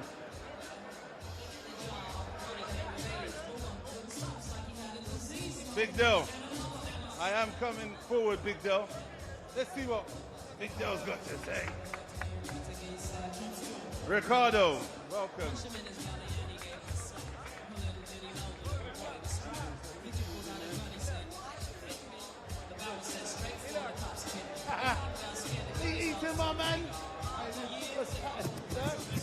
how you doing? Frank, how you doing? Eddie, how you doing? I'm great. Big Joe, what's happening, sunshine? How you doing? Here we go then, our next 1, 2, bout. yeah. Mohamed Issa against Ricardo Rizzi. Yes, DJ, turn the music Always helps when both men come to the ring in exactly the same attire. Hey, DJ, turn the Tell you music for down. those with an eagle eye, Rizzi has got just the plain BoxRaw logo on his shorts. Issa is the man with the BoxRaw written on his trunks, and that is about all you can use at this point to distinguish the two. That's it. DJ, turn the music down. And I can hear the dulcet tones of Derek Chisora on Put the some microphone Rocky right on, now, some who's Rocky. taken over as our Yeah, MC. put some Rocky on Eye of the Tiger.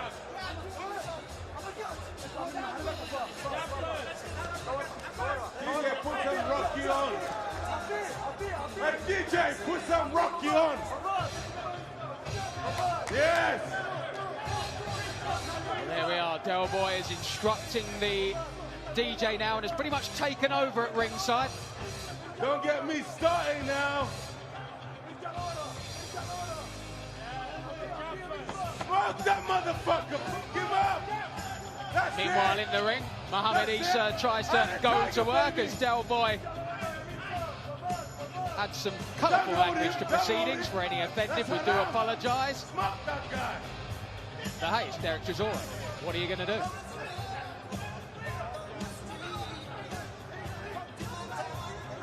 Let's go, jab, baby, jab. That's it. Jab, come on, pound it right there. Come on, that's it. Smoke it. That's it. Jab, baby, double jab. Let's go. That's it. Yes. That's how stacked this whole tournament is. Yeah, Mohamed Issa was a name that did stand out during the WBC Grand Prix.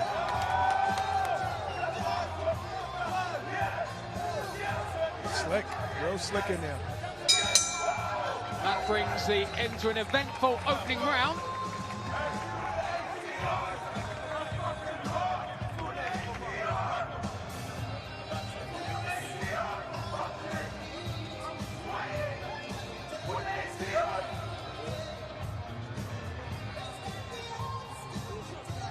Don't give me the microphone. I'm on it now. I'm on smoke.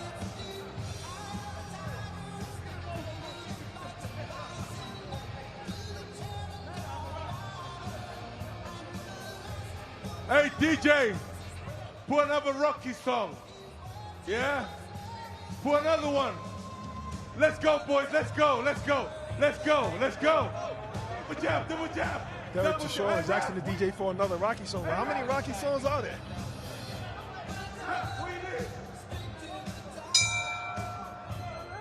Double jab.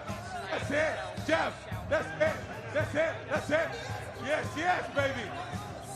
Take the prisoners. Take the yes.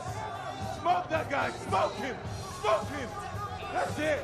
Let's go, champ. Shannon Briggs, let's go. Oh, good combination. That's it. Whoa. Let him go. Let that ass go. Let the leather go, baby. Let it go. Ooh, good uppercut. That's it. Let go. 4 shots. Let go the shots, baby. That's it. Oh, good body shot. Let's go. That's amazing. Woo! Smoke that guy.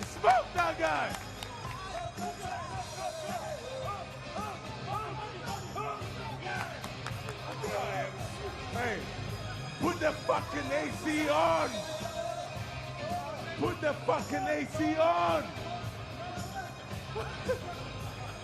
Hey, ref, we need another song.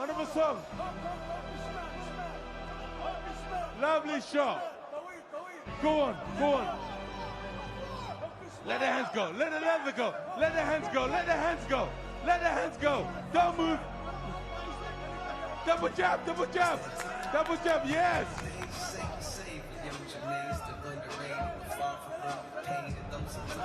Hey DJ, this is a shit song. Oh, let's go. Smoking. 10 seconds left, let's go. Don't hold him. Let go.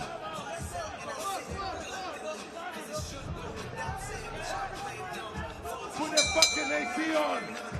The fuck is wrong with you? Oh. Thank you, Derek.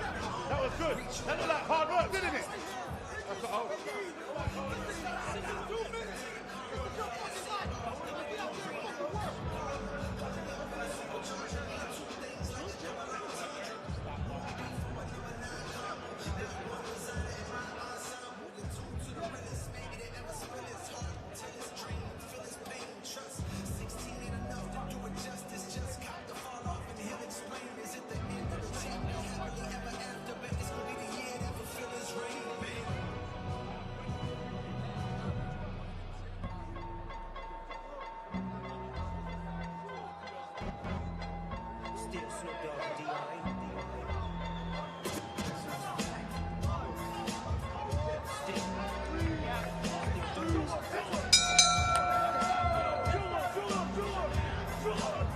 Well, there we are. The DAZN UK Boxing Order of Merit now goes Adam Smith, Darren Barker, Derek Chisora, and then me. As we return to action in the 8th fight of the afternoon here at Battle of the Kingdom. And so far, Mohamed Issa, fresh from his exit in the WBC Grand Prix, looking to lay down a marker against the Italian Riccardo Rizzi. I mean, not that he had to, but it's like Issa's redeeming himself from his loss at the tournament, the WBC Grand Prix. I mean, he is really showing that he's levels above, kind of like Sabia did and Laden Sanga did. Well, time to hear once again from one of the glitterati at ringside. This time, no man shines bigger and brighter on the stage. Frank Smith. Agreed 100%. A man that has done a great job at making, you know, boxing has always been global. Right here, we have 16 countries being represented in this sparring session. But Bertie told me, you're going to take it to a completely different level. I hear you were on a quick trip to Africa. What gives? Stay between you and I. I was in Ghana for a couple of days, amazing place. It was great to be there. We're looking at options to do this man behind me. I think he wants to, you not been in the camera for a while. I think we've heard you a couple of times. Pardon? We've heard you a little bit. Did he? Yeah, but it was all good, all good. Do you know what? Talk to me. I think we might give Derek a job. Oh, really? Because after seeing what he just did there, getting the fighters going, I think you've got something after retirement. You might call me the hype man. A great hype man. Love the tone, love the rhythm and the tempo, and of course he's got his fan. Very shy as well, very shy. Yeah. But yes, where we were talking about, I've been in Africa, I've been in Ghana, looking to do, you know, potentially an AJ fight there. If not, there's so much opportunity to do some big things. So, and great to be here today as well. So history repeats itself because in the OGs, Africa was the place to be. And then a few years ago, we had the opportunity to come and break ground, really, in boxing here. When you see this development, this kind of crowd for a sparring session here with BoxRaw, how does that make you feel? It's amazing. It's great times for boxing. You look round, not just the guys in the ring, but you look at everyone here today, this afternoon. When we first came to Riyadh many years ago, you see the progression with boxing here. It's amazing to see, and it's the capital of boxing right now. You know, it is the capital of the fight sports, and it's what we want to see more of. This is, for me, I'm not a purist boxing fan. I like this kind of thing. 3 rounds, quick in and out, put it all on the line, and that's what they're doing. This is their opportunity to make a name for themselves and get big opportunities. And, you know, one of these guys, we'll see in many years to come in big fights, I'm sure of it. You're a man of detail. I don't mean to put you on the spot, but is there somebody that already caught your attention? Because I know you're doing a little scouting. I'm always honest. I'm not the expert when it comes to boxing. Eddie is the boxing expert. I'm there in the background making sure the shows go all right. But I'm just enjoying it. I will come and watch many more of these because this is the type of boxing I like. Just all-out brawls, 3 rounds, go in there, give it everything, leave nothing, you know, leave nothing in the ring. So with that being said, the possibilities of AJ between you and I, going back to Africa. 90%, 80%? I don't know, it's not there yet. There's a Jake Paul talk as well. It's a massive fight. That would be a fight that could take place anywhere in the world. But for us, it's that's a moment. If he goes and fights in Ghana, that's something that will live on for hundreds of years. Trust me, when you see the pictures of him in that stadium, it was at Accra Sports Stadium, 50, 60,000 people in there, it would be like nothing you've ever seen. The atmosphere would be unbelievable. It's something we want to make happen. But there's lots of opportunities for AJ now. We'll see what happens. And when you talk about excitement, that's where the excitement is. Thank you very much, Frank. Thank you for your time. Back to you guys. And welcome Arabi to the ring. Arabi! Let's go, let's go. Get it. Well, Frank Smith there talking about future heavyweight matchups, potentially in Ghana. Can you see a big heavyweight clash in Ghana? Oh, man, I would love that. I mean, think about it. That's what they did in the 70s. You know, Muhammad Ali was fighting all around the world, the Philippines, Africa, everywhere. I'd love that. And now we know that it's possible. If that can happen in Saudi Arabia, then yeah, we can go to Ghana.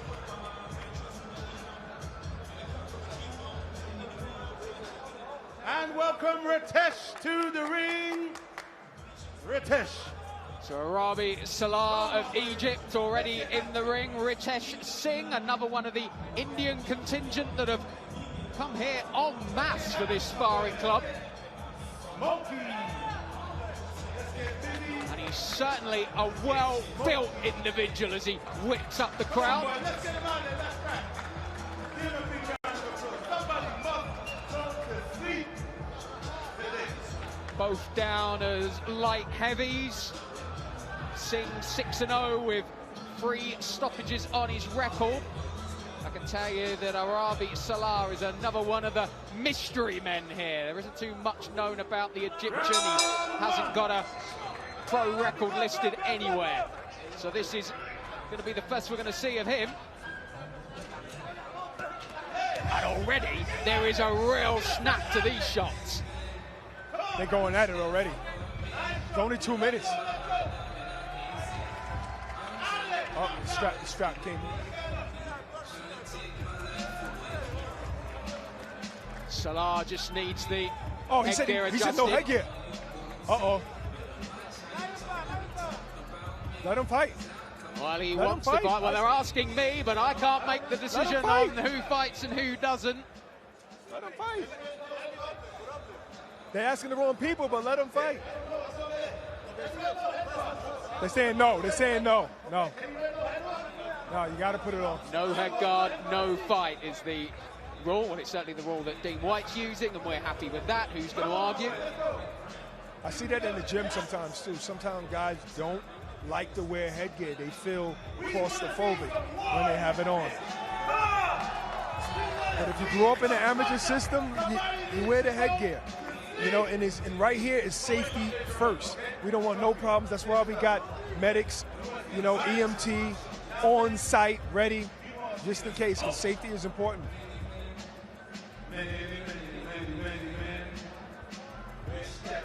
Yeah, no chances will be taken, and that's why they'll take their time to make sure that that headgear is properly strapped into place. Meanwhile, Ritesh Singh just enjoying the tunes being played by the DJ. That's a good way to get a little rest, too. Like, let's say if you got hit with a shot and you got hurt, you're like, I want to take this thing off.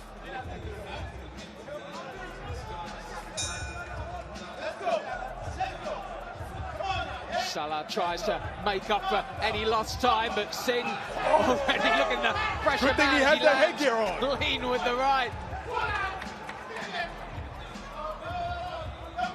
Oh, good uppercut. Well, even with the headgear, he would have felt that one. Oh, yes. And again, gets clipped to the head. He's falling in love with the uppercut, but you got to be careful, got to be in the right distance. Some of Salah's defences have gone out of the window, but Singh not too interested either as he connects with a lovely left hand. Yeah, they're not trying to set up their shots, they're just throwing them. I like it. Looks like Singh might be a little bit tired.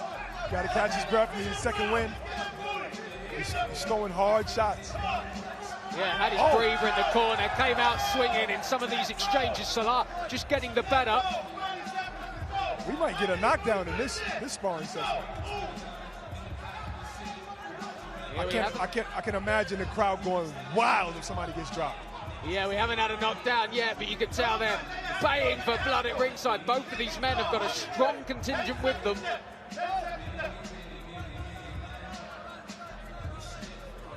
Salah looking for a way in. Nice disguise by Hearn, but then takes the counter left, right on the bow. Singh looking to go for the finish.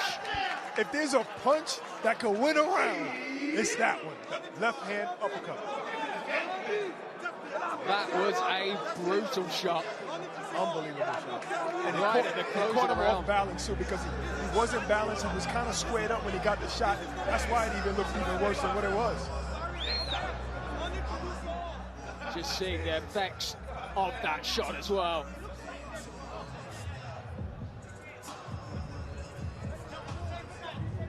Certainly one of the biggest shots that's been landed so far this evening.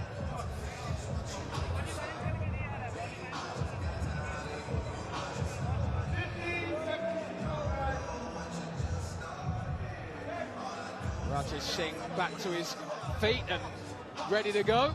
Salah's going to come back swinging. He's going to come out swinging hard because he needs some get back.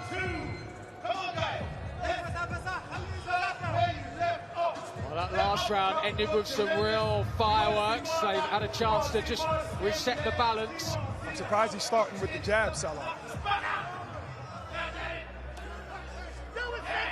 Ritesh trying to dig one to the body and come over the top with that right hand. And again with that right hand. Well, great action in here. One man who's produced some epic performances himself down the years. It's ringside with Claudia. It's the great Amir Khan. Amir King Khan. We've known each other for, what, maybe a couple of days? Since 2004, obviously, coming out into the Olympics and then professionalism. You are very aware of the importance to make boxing global. What does this mean to you? You know, this means a lot to me because I love it. All starts from the grassroots level, which is the amateurs. Now, to see amateurs like this sparring, it's like that in a proper boxing professional event. So many fans are here to support them and see them through. This is only going to give them confidence to go back to the gym, one day want to go to the Olympic Games, one day want to turn professional with a background like this, you know, to have this many fans watching. I think it's an amazing experience, and to have champions like myself and other great champions here watching them, I think it's fantastic. And you know, I think this is what boxing needs, especially in Saudi. Boxing needs to be brought up from the grassroots level, and I think this is one of the ways of doing it. When we look at your career, you have the opportunity to fight in so many different cities, and we've always spoken about Las Vegas, New York being the mecca of boxing, and now we can talk about Riyadh being the mecca of boxing. But you're also mentioning the adventure of taking the WBC and boxing into Africa. What does this mean in the big scheme of things? You know, we were the first to bring boxing to Saudi Arabia. I was the WBC president of the Middle East. Obviously, after that, now we've taken big shows to Africa, just in Ghana. I had a massive show there. I'm also doing another show which we're going to announce very soon in Nigeria. And we had the likes of Anthony Joshua there supporting our event. I mean, it was amazing. And to have the respect from the presidents and the top level, you know, it's a lot easier to make the shows happen there. Look, I think it's a continent that's not been touched, and we are there now, and it's great to see that we've got other promoters like the Eddies and everyone. Eddie Hearn and his team were in Ghana last week, so it shows that we're opening more doors for the sport of boxing. This is only great for boxing, and I'm happy to be the first to do it. And so many young men looking up to you and seeing that so many more doors are opening, that fills their spirit and obviously their hopes, like you once had. No, definitely. You know what? I was young once, and I see my... You're still young. I know, yeah. I'm 38 years old. You know, I'm retired now, but it's good for me to give my advice to the young generation, but at the same time, the young generation to follow me and see what I did in my sport from the amateur level, the World Championships, the European Championships, and then I went to the Olympics, and then I turned professional. And I was with all the biggest promoters, from Frank Warren, Eddie Hearn, Golden Boy, Al Heyman, Top Rank. So I work with everyone, and I think if I can give any advice to the young fighters is to train hard, stay focused and believe in yourself, and you'll get far. I know so. I've seen it happen in you. And so many kids, yes, so many kids here looking after you and looking at you, you know, as a role model. Inspiration and a role model to these youngsters, and one day even, you know, I can support and help them as well. So I've started my own promotion company now, so this is my second show we'll be doing in Nigeria, and I'm looking forward to it because it's great to see boxing in the world is so big. You know, there was a time where MMA was surpassing boxing, but we can't have that. We can't let that happen. So that's why now we have to push hard. It's not going to happen. Thank you, Amir. Back to you. I love how Singh just invited Salah to a toe-to-toe match in the middle because Salah's having so much success from the outside. I think as soon as they get the call that they're entering the last minute or so, both men want to go for it, and I'm not sure Arabi Shiraz should be welcoming him on. Ritesh Singh looks like a man who's got a bit of power behind him. Yeah, Singh wants to bang now. He's like, okay, I'm tired of this, let's bang. But Salah's like, no, I got skills. I got different skill sets. When he plants those tree trunk-like legs, Ritesh, he gets some serious power behind his shots. Last 15 seconds, last 15 seconds. Both men have felt it here. But when they have gone for it, it has produced some explosive action, and they're going to end this one swinging on the ropes. A great end to a great contest, and we heard just a few moments ago from Amir Khan, of course, now in the promotions game and perhaps trying to spot his next starlet. The Egyptian camp seem happy. You would think he won a championship. Not even sure he won the session. That answers your question earlier. Like, this is important to them. This is important, and they do learn things from here because if you would have looked at the first round, it seems like Singh had it. He had it in the bag. But Salah adjusted, and he took over. Well, we see Buddy McGirt entering the building, the trainer of Dillian White. His man goes head-to-head with Moses Atauma this Saturday, live on DAZN. Live only on DAZN, Atauma versus White, August 16th. Moses Atauma, the heavyweight division's next global superstar. Feared, fearless, and just 20 years old, faces his greatest challenge, Dillian White, the body snatcher. Back to remind the world he's not done yet. The fate of the heavyweight division hangs in the balance. Who will rise? Plus, a stacked undercard. Atauma versus White, August 16th. Watch only on DAZN.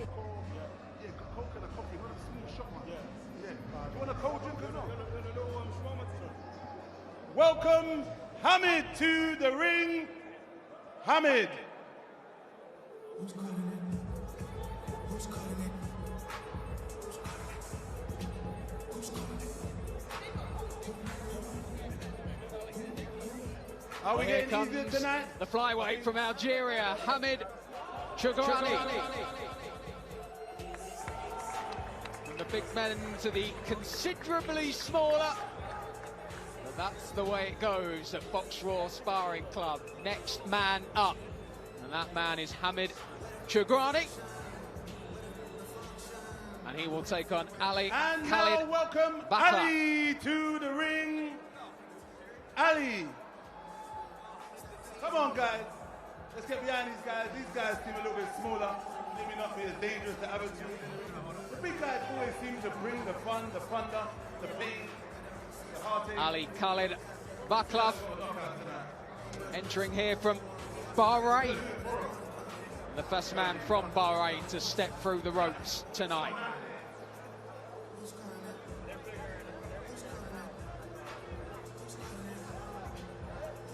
Choughrani, just 2 pro fights on his record.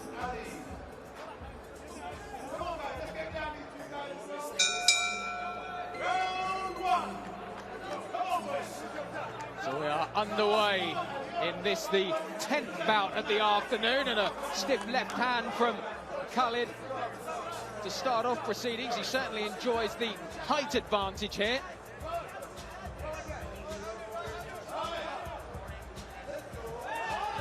Again, scores with a left hook just grazing the top of Choughrani's head, but that's going to happen a few times with the height differential, and he took a uppercut there as well. And again, getting battered here, Tigrani.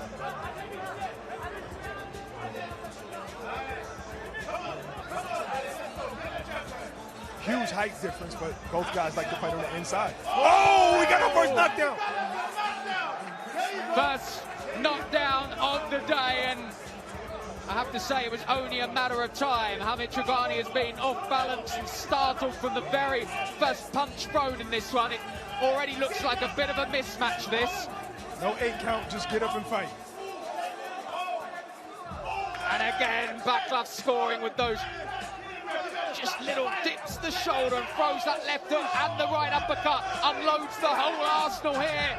Not quite sure how much Tigrani's got left. We might get a stoppage. We might get a stoppage in the sparring session. Strong body shot, then a right hand. Oh, referee might have to stop this. Referee's looking closely at this one. Shouts of stop it at ringside, but they're letting them go. Oh, yeah. Another left hand, another right uppercut, then the hook as well. The whole kit and caboodle from Khalid Baklaf. Stopping the fight. That wow. Will do it. First round.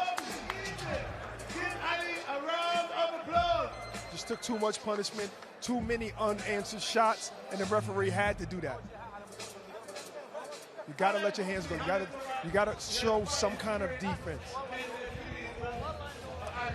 Yeah, the doctor's in taking a look at Tigrani, who maybe too game for his own good there. Yeah, he's slightly buzzed.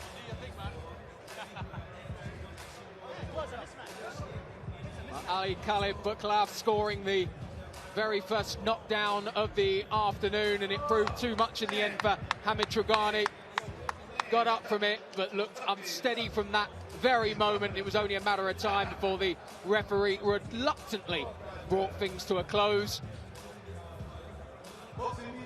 Just outclassed and outmatched in the end, and that can happen.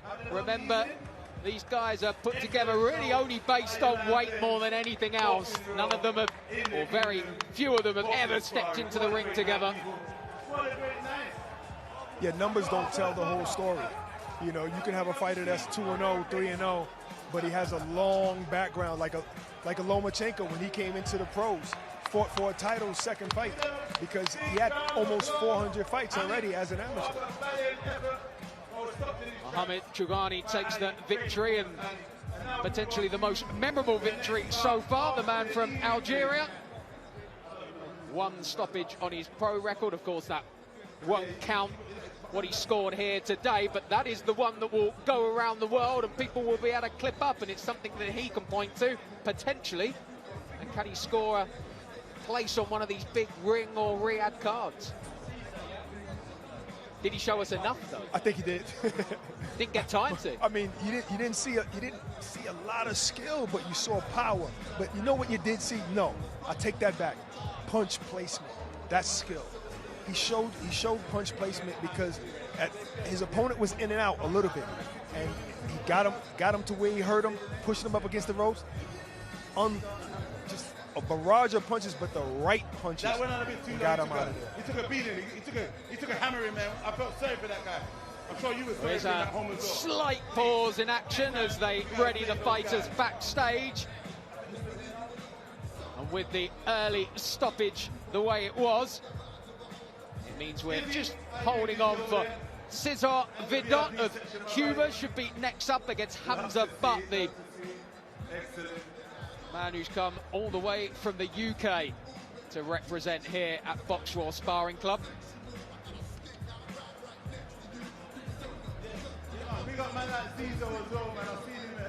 Heat has eased off just a little bit in the Kingdom Arena reception area as it is. Very close to here is where the main Kingdom Arena is, which at the moment is set up for Al Ali football. Come on, Cesar, we're looking forward to you doing something good.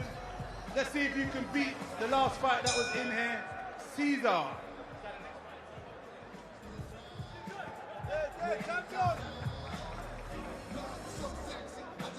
Welcome Ben Saj to the ring.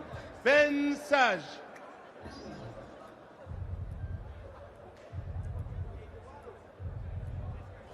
Welcome, Ben Saj, to the ring. Yes, Coach Awadi, big up yourself. Love.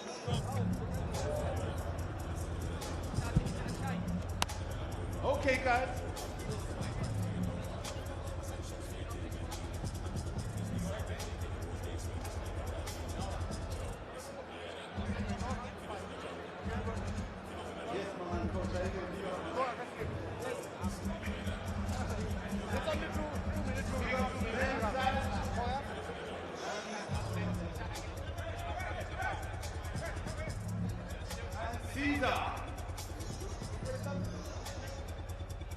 Yeah, Ben Saj, yeah.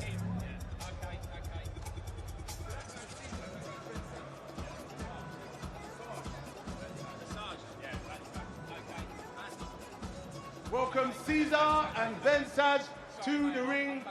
Guys, we're looking for some entertainment. Okay, we are back then. Cesar Vidot against Van Jaj of India. That is the opponent change. So Hamza Butt of the UK will wait his turn. There is a change. It's Van Jaj of India. It's Cesar Vidot of Cuba.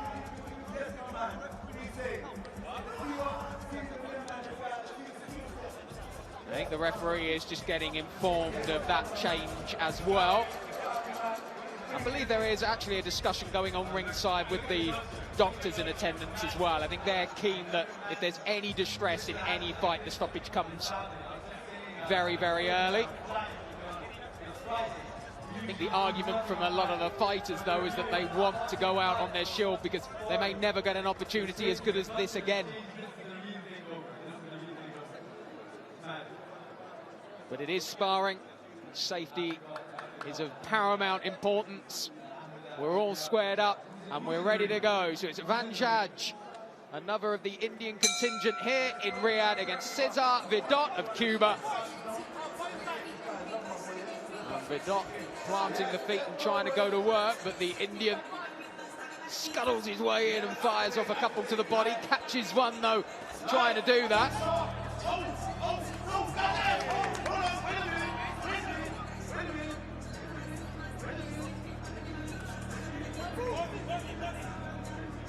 Vidot certainly looking the more composed of the two.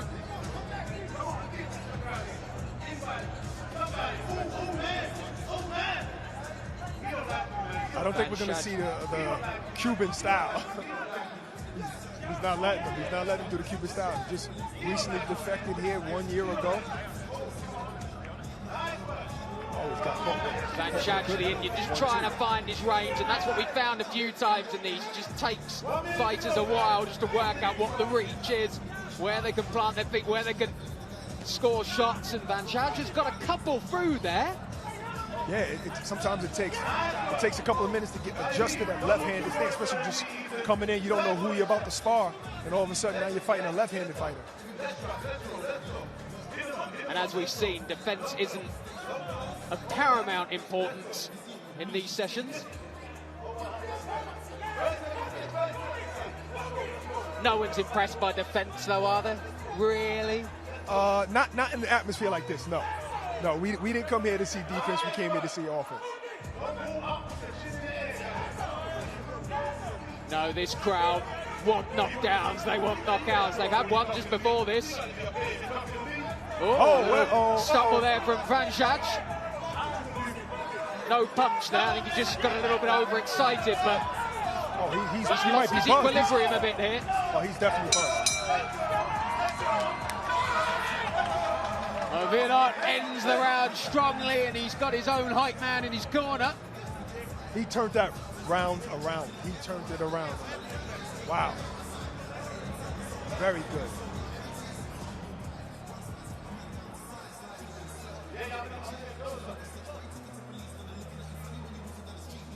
Some of the best moments of the opening round here. 30 seconds to go. Super lightweight contest between Cesar Vidot of Cuba and Van Jaj. Just goes by that name. He's yet to fight as a pro, incidentally. Due to get him out in the pro ranks later this year, according to some of his camp.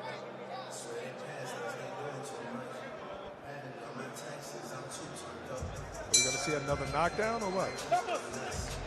He's sharp. He's pretty sharp. We want to see defense when it comes right before offense like that. When you use your distance and then get him with a check hook.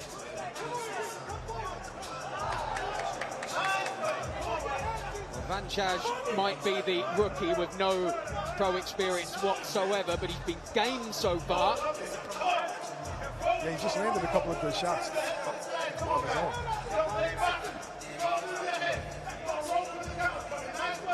Uh-oh.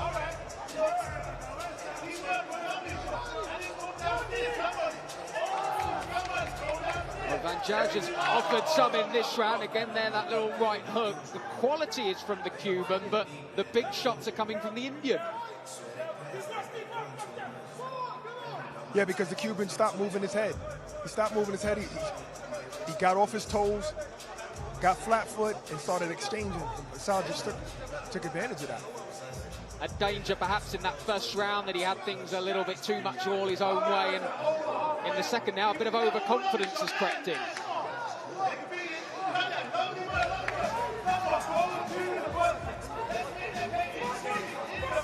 Trying to return to the basics now, Vidal.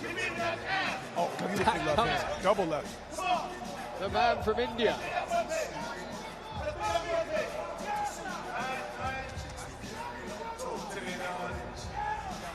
Pace starting to slow a little bit in the second round. Van Chaj looks like a smaller guy, but he's compact and he has strong legs, and he shoots his shots from the legs.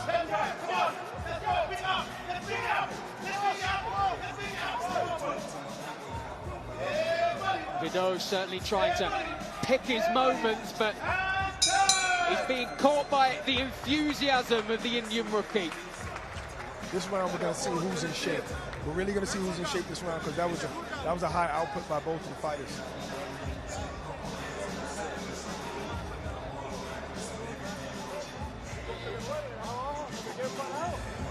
A reminder that it's Battle in the Kingdom now, but on Saturday it is Moses Itauma against Dillian White, a heavyweight showdown here in Riyadh, the culmination of Esports World Cup Fight Week. A fantastic card. Nick Ball, Sam Goodman, the co-main.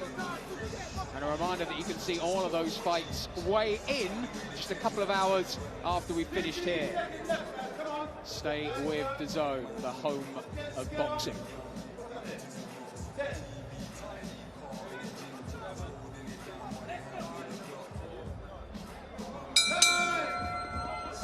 So into the third round, and it's Cesar Vidal of Cuba, who tries to show just a little bit more composure and quality at the start of this round, having undone some of his good work in the first in that last round.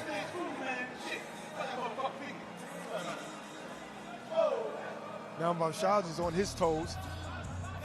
The shorter man trying to get inside of the Cuban.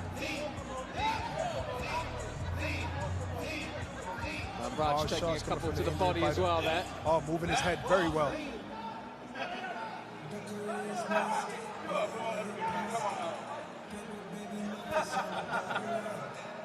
See, what I see here is that the punch, yeah, there you go. The punch selection has to change. We have a lot of success with certain punches, but then if you keep doing the same thing, you're gonna have that. A man moving his head and avoiding those shots.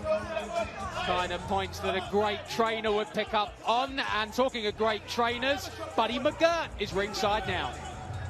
There we go, we're in royalty. We have company, great company. And you're here for, what, 9 days already? 9 days, and I never thought I'd miss Florida so much. It's a little hotter here, just a tad. Oh, this is crazy. Yesterday in the gym, I almost had to strip. It was hot. That would have been a scene, but let's talk about that. Let's not talk about that. Going back to what we're watching here, you know, we're used to sparring sessions being behind closed doors, right. But when you have this exhibit of talent, young men coming out and showing off their skills, what does that mean to you? And look who's right behind us. I mean, it's great. this is my man here. I love this guy. This is my man. I love him to death. Great man here. Great man. You need to go there. But I think that this is what boxing needs, because, like you said, it's behind closed doors. You know, back in the day, everybody was in the gym. Everyone saw the sparring. Everyone was able to get the talent. Now, everyone wants to keep everything a secret. So this is, I think, and it's a perfect opportunity for these guys to be seen. It's like an audition. So it's a great thing. I think it's a really good thing.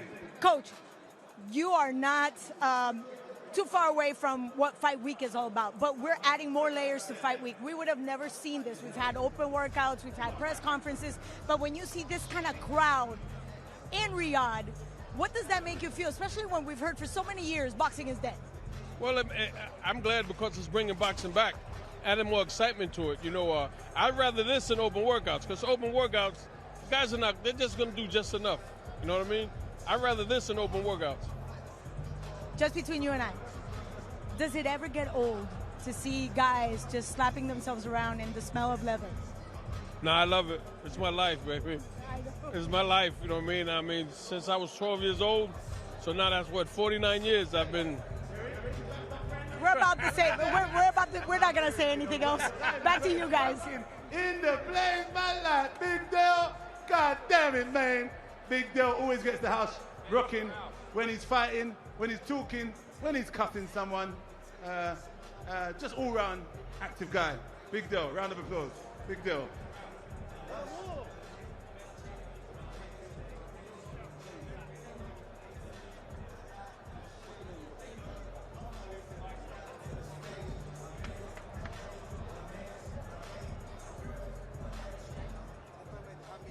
Yes, Amir Khan, big up Hall of Famer. Amir Khan, one of the pioneers for boxing UK, the man that was flying the flag from the old school jump before many guys. Shout out to them, man. Bout. Big Del, I want you to come again, man. Hey, Del, you made me come alive. Love, Del.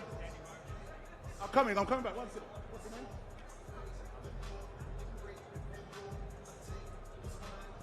And welcome Mohammed to the ring. Mohammed.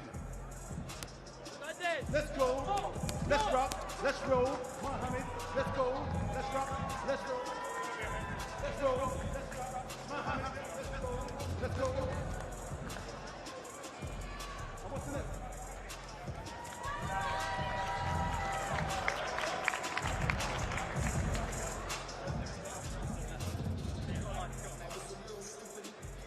And welcome Mike and Help to the ring. Mike and Help.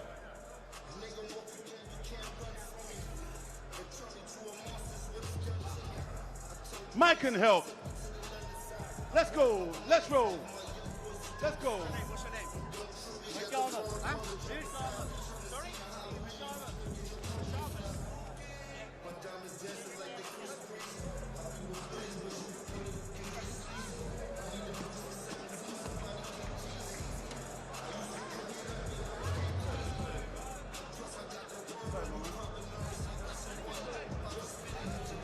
Well, here we go then. I think we're about a dozen fights in now, and Mohamed Hamin of Brazil takes on Mirko Saytokanov of Uzbekistan.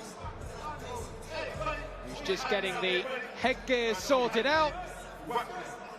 And then we will be ready to go in this scheduled as a super lightweight contest. 1, 2, DJ. Hey, fighters. Yo, Mohamed Hamin coming in here, 5 and 2. Can you hear me? What's your name, brother? Nico, yeah? What's your name? I just came off the phone with His Excellency. He said if whoever wins this fight is going to give him a contract. Can you believe that? Yeah? Yeah? So he wants to see some serious fight. Chuck the leather, bro. Somebody has to get knocked out. Ref, let's rock and roll. Yes! Well, we're not positive if that is an official prize, but Tarek Chisora has stoked the fires. And he's in full flow, so we might just let Del Boy call this opening round. He already started off lying to the guys. Yo!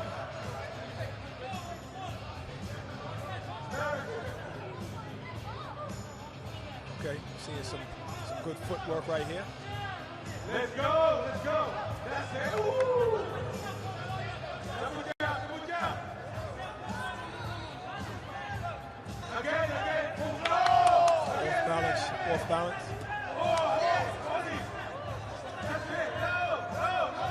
Hamid was stumbled by one there. Not sure if Del Boy is picking out all of this action for you.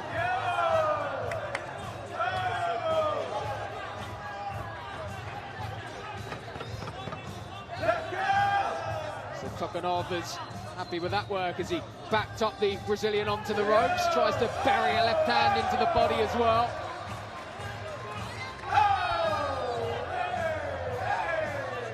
Little gesture from Hamid that he's not getting hurt, but I think he's taking a bit of punishment here, the Brazilian. Are you tired? Are you tired? Oh! Great double jab. As much as Del Boy has offered that prize, I'm not sure the Brazilian or the Uzbekistani speak much English on. Luckily, they wouldn't have known that. But they're fighting like a pro. Contracts on the cards as Hamid just stumbles back from that body shot into the ribs. That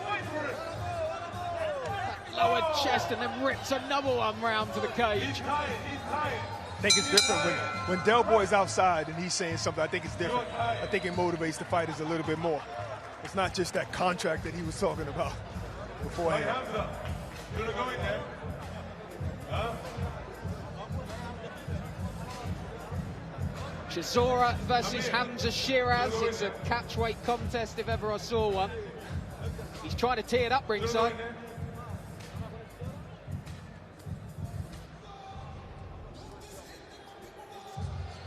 Lee Eaton versus Derek Chisora. That'll be a decent battle. I see you eyeballing me out.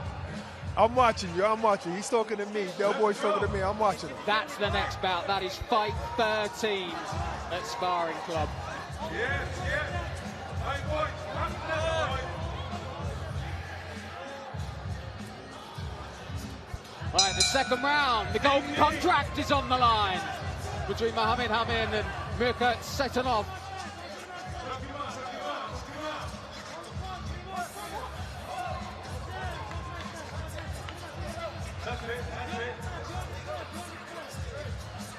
Both men trying to have some sort of poise about themselves at the start of the second. Looking for the shot. Southpaw versus southpaw.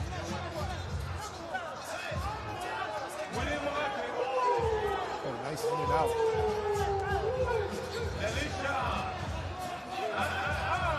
Haven't had an abundance of southpaws yet today. I think I can only remember one so far this afternoon. Well, a couple of fighters could switch, but I believe they're orthodox fighters.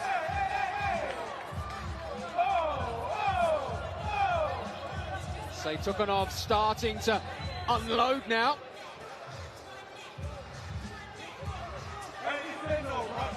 Trying to use his strength a bit as well to dominate the Brazilian. Let's see how Harlem responds.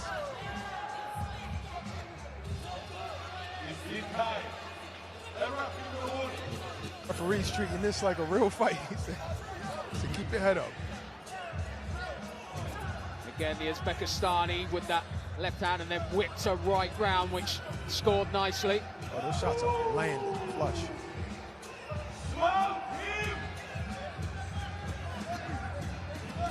Stop holding him.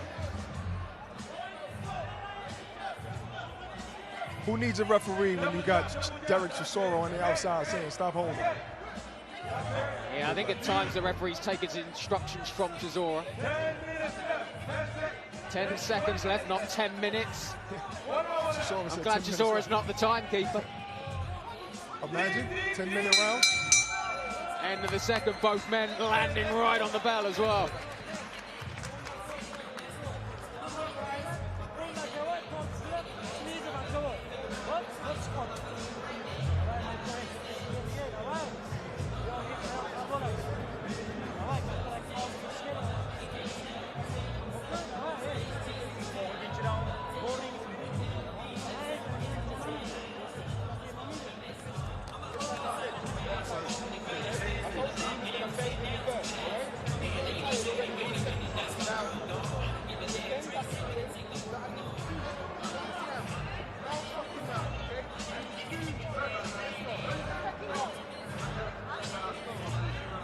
Kingdom Arena, still packed around this BoxRaw ring.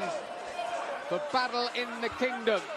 The prize, a potential place on a Riyadh seasonal ring card going forward. That's what His Excellency Turki Al-Sheikh has said will happen. So far, he's certainly been a man of his word, and that's why everyone who stepped through those ropes has looked to impress, as the Brazilian Mohamed Hamin takes another shot that's just buzzed him slightly, and we've got a quick timeout to adjust a bit of the apparel again. I think some tape just coming loose on Setokanov's glove.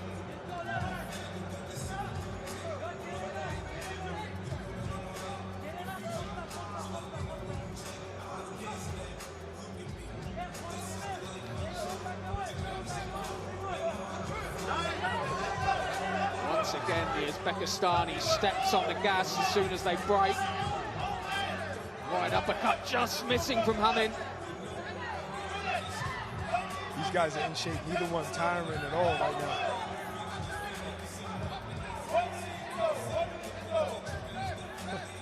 The Uzbek keeps pushing Hamin down, putting his weight on him, trying to tire out his legs. Lovely counter there from Setokanov.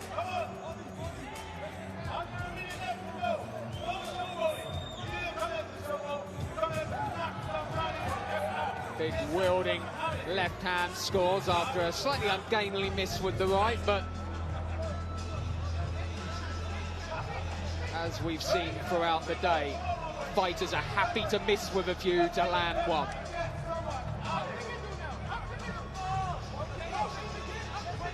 Uzbek fighter is clearly the stronger fighter. Great combination of shots again from the Uzbekistani Mirko Seitonov, who's just carried a little bit more power than his Brazilian counterpart. You got to get this under control. Got to get this under control. He's doing a little bit too much. And that brings a close to this one. The Uzbekistani happy with his work, and not surprising, 4-0 with 3 stoppages, and you could see that the advantage in the power stage was certainly firmly with him. But Mohamed Hamim at times there, it was a grueling exercise.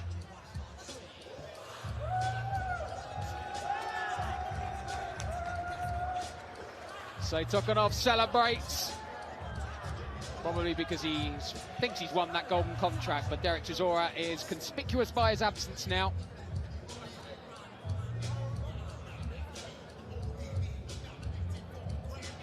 So 12 down, and we believe 7, perhaps 8 more to come. Plenty more action though from the Kingdom. BoxRaw Sparring Club, its second round of action, and we've been promised a few more as well, potentially in Las Vegas ahead of Canelo Crawford, and then when we return here for the huge Ring 4 card in November.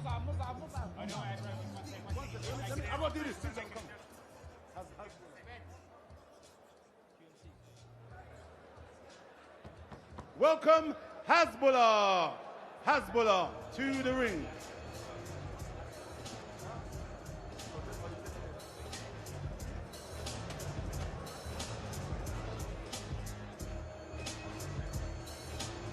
Welcome Osadbek to the ring. Osadbek. Guys, give these guys a round of applause. The fights have been entertaining. We're all thrilled.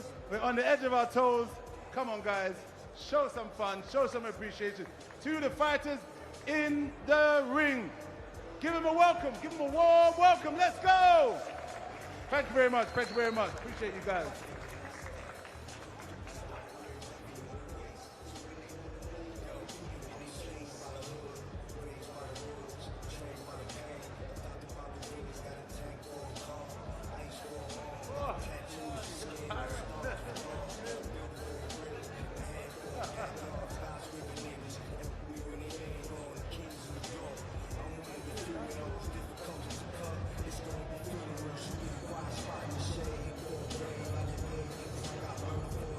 So we are all set Fight number 13, Hasbullah Ahmadi against Olabek Kolomatov.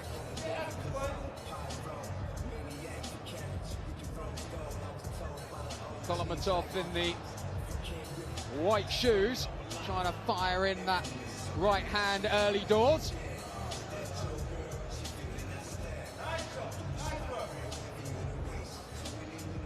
This is one of the first featherweight matchups of the day. Afghanistan against Uzbekistan.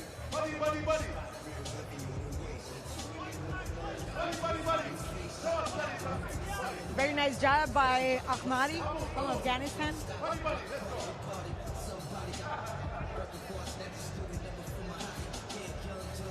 I guess who's closing the gap very quickly. Just got stumbled there, just got buzzed, doesn't he, Kolomatov? Say that 10 times. In this heat, no. Those are the dulcet tones of Claudia Trejos, who's now joined us ringside. Barak Bess has gone to get himself some much-needed refreshment.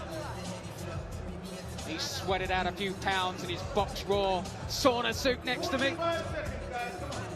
Yeah, but that behooves the fighters because, you know, they walk in already warm. So there's no need to do shadow boxing. I was going to say, if anyone's struggling to make weight for later, they just need to come and watch a few rounds down here and they'll be fine. Yeah. But look at that nice little combination. Four punches. But like true to form, the Uzbek closing the gap.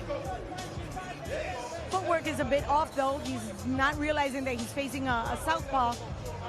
That competition to keep that front leg outside of the guard is key when you're facing a southpaw.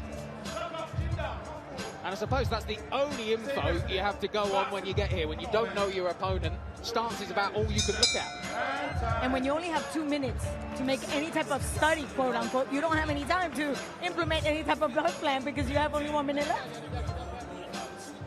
And the fact that the prize on offer, unlike anything you'd ever have in a normal sparring session, means they need to get going quickly. They need to impress. And it's why we have had a couple of stoppages this afternoon. It goes to show the level of pride that these young men bring into the ring. Because in the grand scheme of things, this is not going to affect the record, but it does affect their spirit. So a solid win like the one we've seen before, that just kind of gives you, is going to give you more confidence. And as myself and Barak was saying, although these guys have got pro records, very little of what they've done in their career is actually on tape. This is the stuff that people will see. Yeah, I remember back in the days, when trainers would go around different gyms to check out the talent, and then they would call the promoters. It was a whole long red tape and process. Now you're an iPhone away. Well, I can tell you that Barak is out and about. He's talking to the men that matter, and no one matters more in this arena than Ben Amana, the CEO and founder of BoxRaw. We're here with the man, and as you look and you see this sea of people right here, Ben, what's going through your mind? This is your baby. Honestly, it's crazy. I was speaking to some people in the crowd. They haven't even been to a boxing event. You know? They saw the adverts, they rocked up. They're there on the ring, slamming their hands on the ring. They're getting into boxing because of this. You know, and for me, that's our vision, right? To be the reason why the world got into boxing. We're trying to show boxing in a different light. And this, growing up in an amateur club, this is what went on in the gym. You know, we were there, like watching the pros growing up, like slamming our hands, like everyone getting live, and it's recreated. You know, but this is the atmosphere we want to recreate. Music's blaring, food and drinks. Yeah, man. Anybody stick out to you? Any guys? I seen a fighter from India who's special. There was an Indian guy, I can't pronounce his name, Laden Sangha, something like that. Oh, crazy intensity, pinch variation, yeah, intense. All right, now I hate to ask this, but I know how visionaries work. You're looking at this, there's 300-400 people there. You're probably thinking about the next one. Yeah, absolutely, man. Next one, Vegas, Conor Crawford, night before. We're going big. We're going big. We're going big. No, I'm on a WhatsApp group at the moment. I'm writing down all the action points for what we need to change for the next one. Can we get one secret? One of those action points. It's not that exciting, man. I want speakers more dotted around the actual crowd so they can feel the bass. I want them to feel the energy, you know? That's one thing. And obviously you guys have got your broadcast. You have to be mindful of your sound. But for the crowds, I want some speakers dotted around. Well, I'll definitely be there, and we just want to thank you, man. And anything else you got for the crowd? Anything else for the fighters who are possibly watching and saying, I want to be a part of this? I said, listen, jump on, boy. It's a huge opportunity. It's not even about getting, the opportunity just to fight in the next undercard. There's so many stakeholders here from boxing, whether it be promoters, brands, managers, It's an opportunity to get put into on a bigger scale in front of those eyes, but also get to meet the people, see the humans behind it. So usually when you're in an event, you're sat at your seat, the other person's sat at their seat. Here, everyone's interacting. You heard it. Just come, register. They got to register? Register, Sparring Club on the BoxRaw website. It's super easy. Ask a few details. Someone will be in contact. Okay, be a part of this, because there's big wigs here. Eddie Hearn here, Frank Warren, a lot of guys here. You can get signed, possibly. Take it away, guys. Ben Amana. Yeah, there we are. Get on BoxRaw.com, sign up, buy yourself some great merch while you're there. And you were saying that just a moment ago, Claudia. Trainers, promoters, they're here. They can actually spot the next wave of talent and sign them up. Exactly. And I know Barack is just waiting patiently because he wants to put his name on that list. There's a geriatric version, though, isn't there? Like third age? A veterans BoxRaw sparring session. Oh, you're so politically correct. Adi Oladipo versus Barack Besson, your fan favourites. Actually, Darren Barker did say if he gets here in time, he might lace them up there and you have go. So we have an opponent for Barack. We do. Different size, but who cares? Who's counting? Olabek Kolomatov in there brings us nicely on to Saturday because, of course, he took Ray Ford quite a long way last night before getting knocked out late on. Ray Ford fighting on that big card tomorrow. For Kolomatov, though, it also shows it doesn't matter where you are in your career, you can still come here and put on a show. Why not?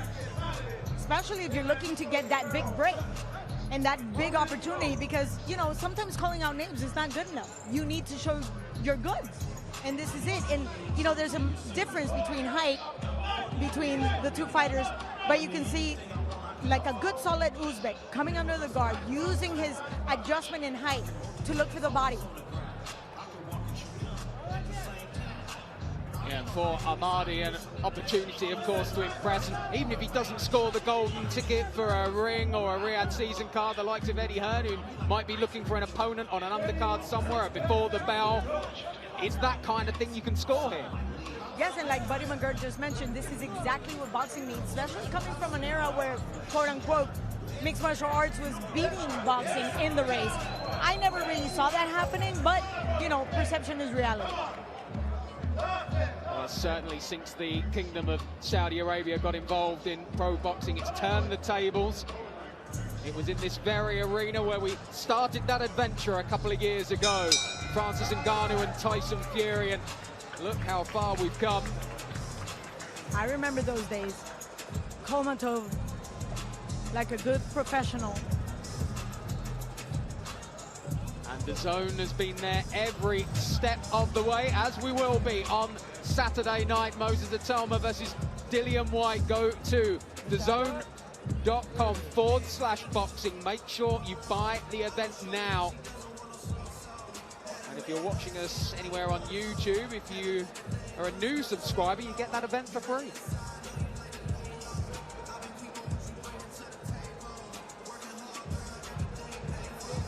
That's the 13th bout in the books. The 14th is not far away. Stay with us at Sparring Club. Battle in the Kingdom. You guys entertained? How you having fun, everybody? Yeah? Yes, what does buddy mean? Buddy mean fight or something? Oh, buddy. Okay, buddy shot. Yeah, I get you. What are we looking for next? Sorry, who's up next?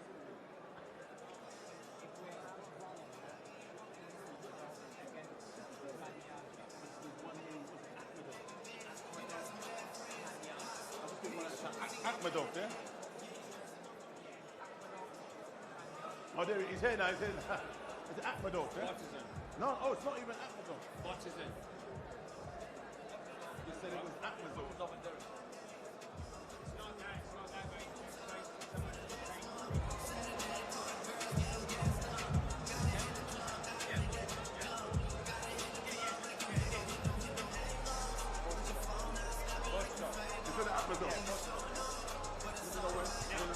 Welcome Bartizan to the ring, please.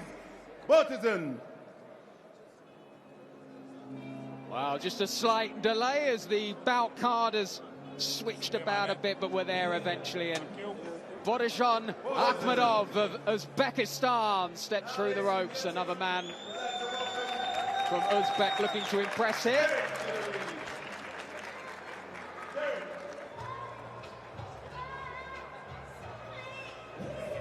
Welcome Derek to the ring.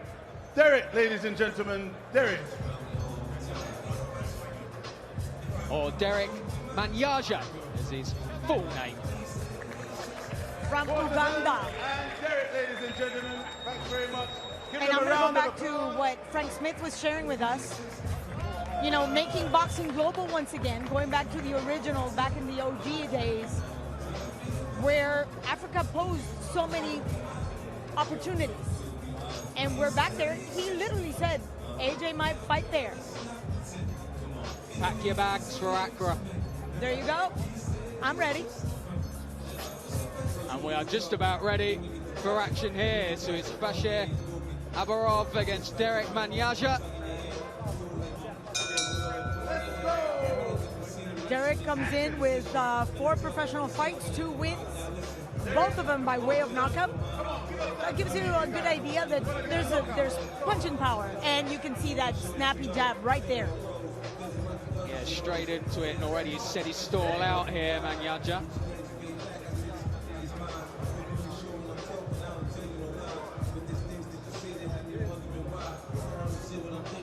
Lovely right hook as well. Already looks like a man at ease. You often notice, don't you, in the first few seconds, how accomplished a fighter is. 10 wins, 4 defeats. Out of those 10 wins, 9 by way of knockout. A man that you should be very aware, because especially now he's getting into a rhythm. And anything can happen with just one punch.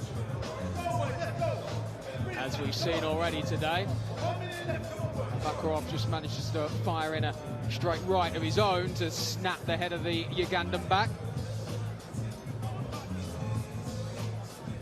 Carry that stance, that wide leg stance. I come from the old school. You have to keep it, you know, hip distance. But I see how much power it brings. And you can see Bartizan works it beautifully. See how he pivots with that back leg. A couple of the Uzbek fighters have adopted that stance as well. Is that something they're teaching out in the gyms there?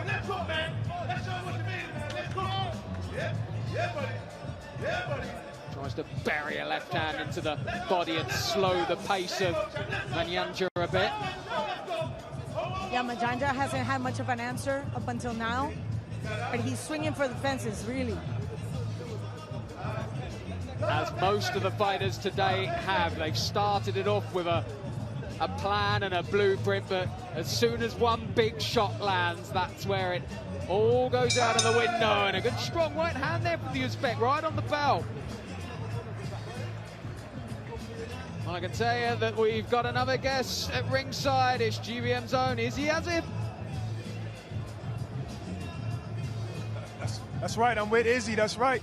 Izzy, what are you thinking about this? There's a lot of other promoters here, your competition. What do you think about this whole event? Listen, I think it's great for the sport. You've got eyes and viewership to sport. We keep saying we want the sport we love, but we all got a passion for. And you've seen people here who've never been so close to boxing ring. You've seen the excitement. Turkey Al-Sheikh wants this. He wants the attraction for the guys in Saudi Arabia. And events like this will do that. Well, you know, there's something that Buddy McGirt, Hall of Fame trainer and fighter, said earlier. He said, you know, nowadays you don't get to see a lot of the up-and-coming fighters because people be hiding them. Is that true? Absolutely. You're seeing talent here. I've already spotted 1 or 2 fighters think, wow, they could do something. And it's great opportunity to these guys to get picked up by some promoters. Maybe we see this all over the world. Regular spots where showcase how good you are. As a promoter, I'm looking at this guy thinking, has he got it? Has he got the X factors? There's little things as a promoter you're picking. Little skills, little mindsets, little body languages. And this is the beauty about sparring sessions like this. All right, I'm not going to put you on the spot and ask you who, but how many have you said, okay, I'm going to talk to that guy? 1 or 2. 1 or 2. 1 or 2 I've seen that he's got some opportunity, but look, you can't take too much into one sparring session. It's a whole different game when you're getting hit with 10-ounce gloves on, no head guards. You know, it's furious. It's a dangerous sport, but you do learn a lot about fighters and what kind of skill set they got. But there's one or two I've looked at, I thought we could do something with him. But listen, let's see. The night's still young. I believe he's got another hour and a half here. All right, so since you like this so much, can we see you at Vegas or the next one? Canelo, a Bud undercard? 100%. Now, if they took this to America, there's a whole lot of talent in America that we don't see. I've been to shows in Philadelphia. I remember going with Tim Weatherspoon Sr. and he took me to a show, and some of the talent I seen there were on a different level. And I think if you do sparring, you know how the Yanks and Americans spar hard anyway. I spent some time in Philadelphia sparring. I know they spar hard, they go to war. And that will be fun in America, in Vegas. I'll be there, and I guarantee you we'll see some future champions if that happens. Oh, definitely, man. And thank you for giving America such a good shout-out. We usually get the bad end of the stick. Izzy, back to you guys. Well, talking of going to war, Akhmedov and Manyaja here have certainly done that in this round. And once again, the Uzbek burying those shots to the body. He's been relentless. You know, closing in the gap, keeping Manyaja on the ropes like he does right now. But he's going to the body, he's going upstairs, he's going to the basement, he's going all over the place. And I like the way he just kind of changes the trajectory of the punch as he lands it. Yeah, great variation from Bortis Akhmedov, who's grown into this one and has looked the part. And as Izzy was saying ringside, all of these promoters are taking notes and already making calls, and I've seen a few fighters deep in discussion with promoters. They're already getting scouted here. They could go away from here with a life-changing opportunity. We'll have this conversation after the broadcast, but I want those names. But the truth of the matter is, what Izzy said is true. The it factor is something that is developed. Now we're looking for skills, the fundamentals, and if that person can actually, like, especially in 2 minutes, be able to have the clarity of mind to stay focused and be able to finish a fight plan in 2 minutes. And those who have also entertained in there and brought a bit of personality, because I know for a fact that's what they're looking for as well. They want someone, they want a character, they want someone they can market outside of the ring, and a few of the fighters have taken that on board here. Yeah, we have people like Derek Chisora, who was born with a whole lot of, you know, charisma.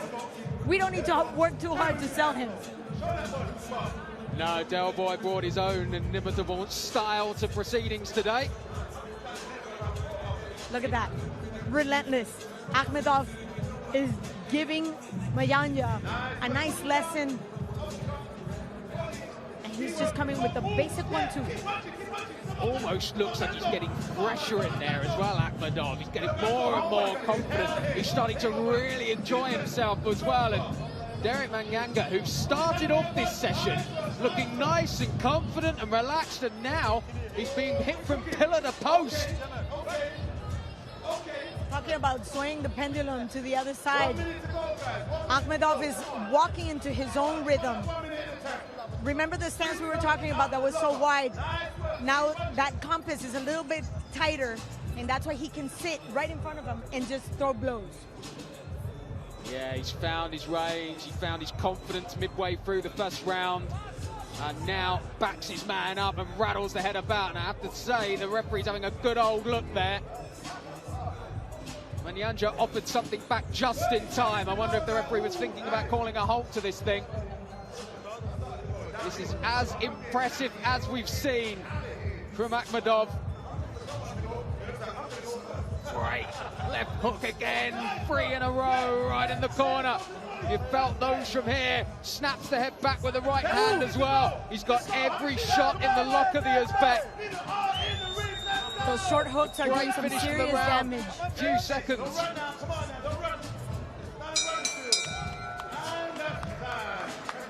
Manyaja a lot happier to hear that bell than his opponent, I can tell you.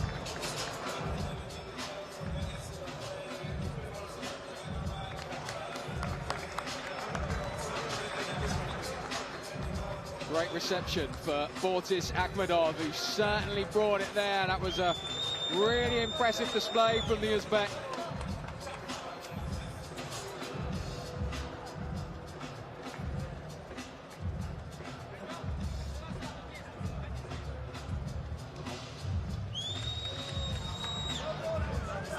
Well, remember the name, Bortis Akhmadov. Felt his way into this contest, but when he got comfortable, my word, didn't he? Dominated a large part of that bout, and a really impressive performance here in Battle of the Kingdom.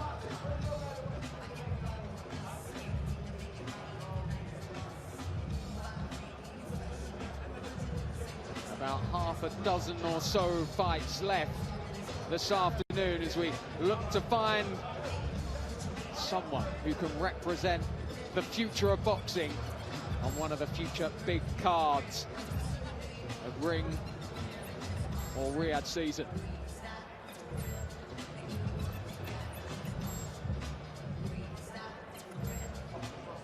Welcome Shas Khabaz to the ring, please.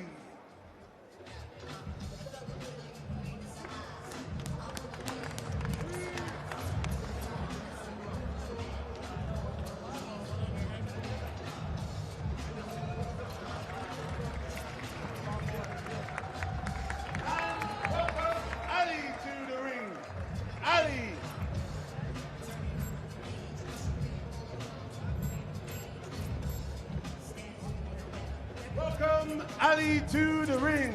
Ali, please.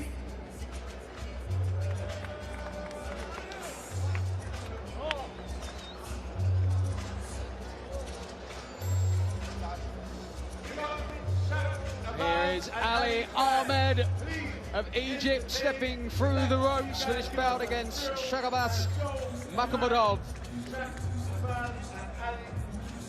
Light heavyweight contest. Makhmudov 11-0 with 9 KOs.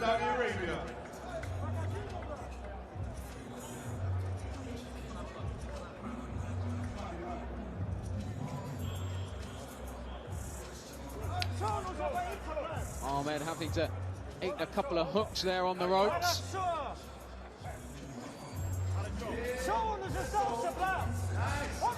And these are big boys. Ali, a light heavyweight. This would be his second professional fight. Whereas Makhmudov has already 11 fights, 9 of those victories by way of knockout. Yeah, he's floored quite a few in his pro career. Not the be-all and end-all to score the stoppage here, but it's certainly what people go away remembering. Yeah, you remember, that impression is going to definitely be embedded in all those people that can make changes in his life, in their minds, in their memories. Yeah, it was the stoppages in Brooklyn when round 1 of Sparring Club took place a couple of months ago, which live long in the memory. And once again here, we've had a couple of impressive ones too. Work on the back foot from Ahmed there. Then catches a strong right hand. Makhmudov certainly looks like he can pick a punch, but really strong opener from both of these. And Barak Bess, I can tell you, is with another pro fighter ringside. Al Mayouf is there with him. Oh, you see who we're with? The young 7-0 Zayed Al-Mayouf. Listen, we're in your hometown. Did you ever think your hometown would look like this? Listen, I'm flying right now. Honestly, I've never expected this to ever happen in the kingdom. I'm just sitting, I'm seeing the sparring war. You can talk about the atmosphere, fight night all you want, but you can never talk about the culture. The culture now is changing deep. The ecosystem in Saudi, the atmosphere of the fights. We need to understand something in Saudi Arabia.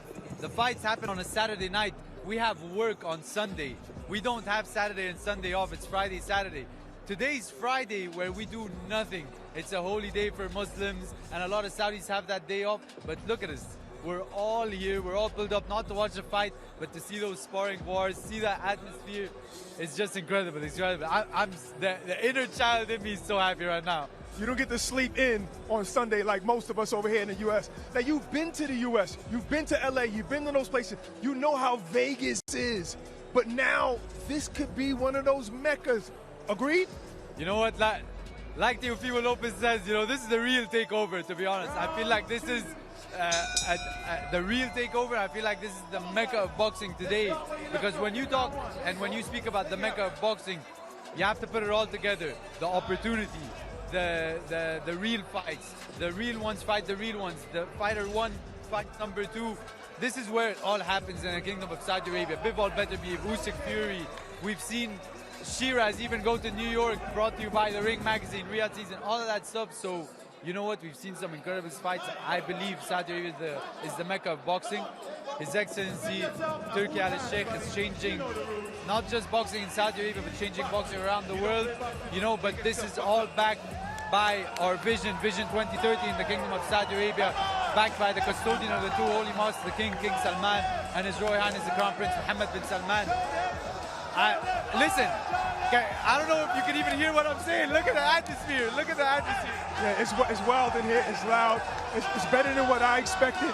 But listen, you're still a young fighter, and you see these young fighters here. Have you seen a couple of them that you said, I might end up fighting that guy one day?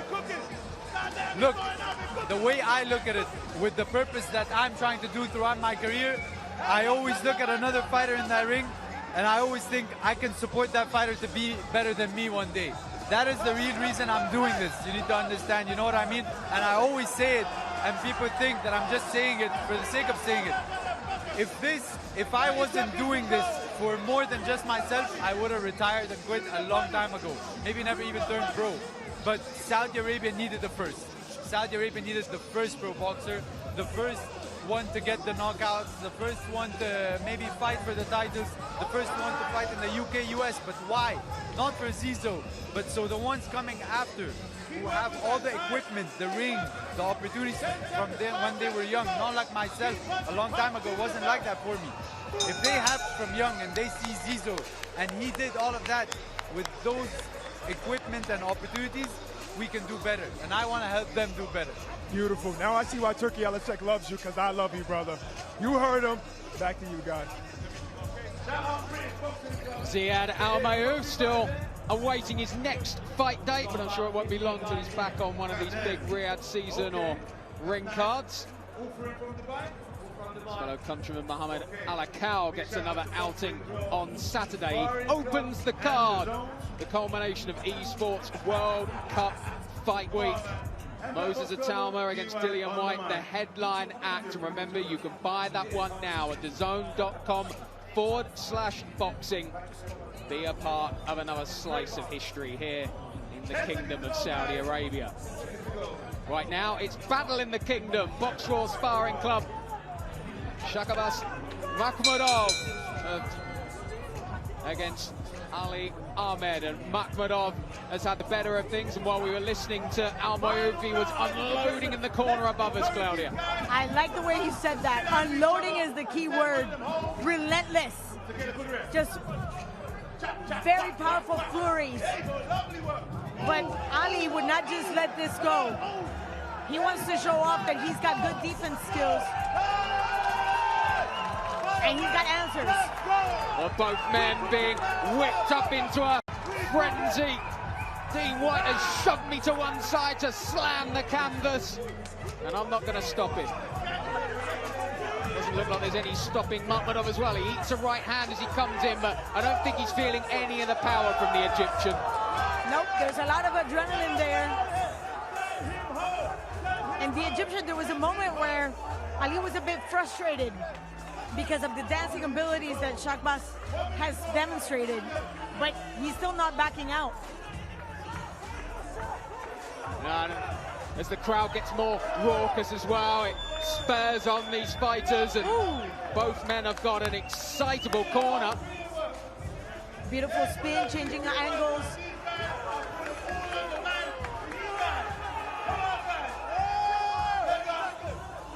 I mean, not only the skill set, but just the huspa, the will to take this fight, to take this sparring session to show off grit. No backward step from either man in this one. No backing down for sure. And we're in the last 15 seconds of the round. And they're going to go out swinging, I think, in these last few seconds as well. Not sure how much more Makhmudov's got left in the tank, but enough to throw a left hand from a low angle. Eats a couple and then fires in a right uppercut right on the bell. And those who weren't standing ringside are now.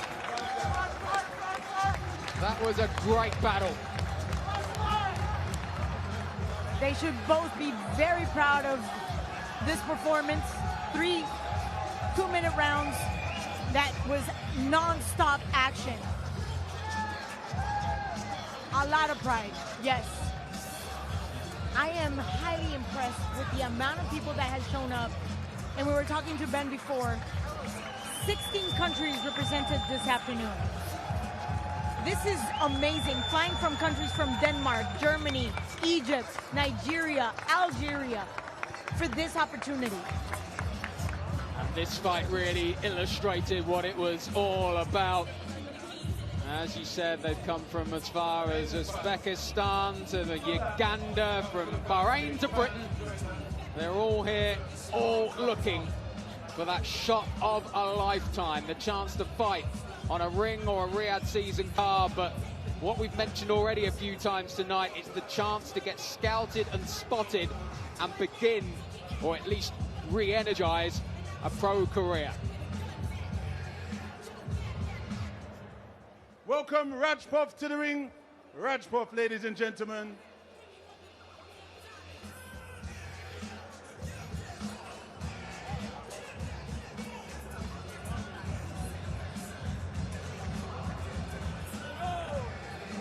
Man like Rajpov, you know, looks like it means business.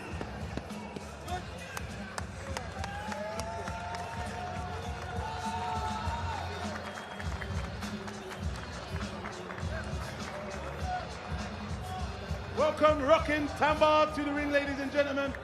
Tamba. Yeah.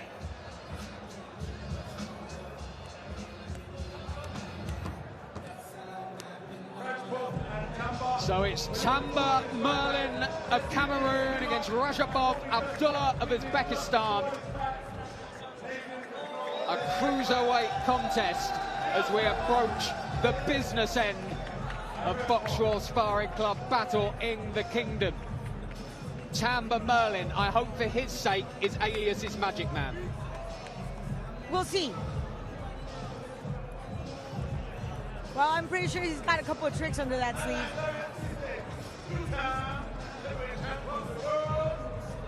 Stay with us for more poor puns and expert punditry. Here we go then, it's Merlin Abdullah.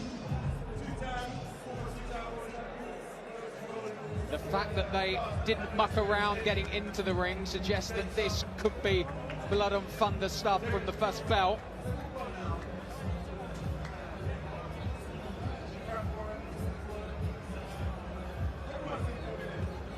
I think Abdullah may have just been caught off guard when he got his call from the back. He's still adjusting a lot of the attire. Yeah, they're still fixing his cup. And if you want to own one of those cups, get to BoxRaw.com. All the apparel that's on show today available for purchase. I heard you were going to get your headgear today.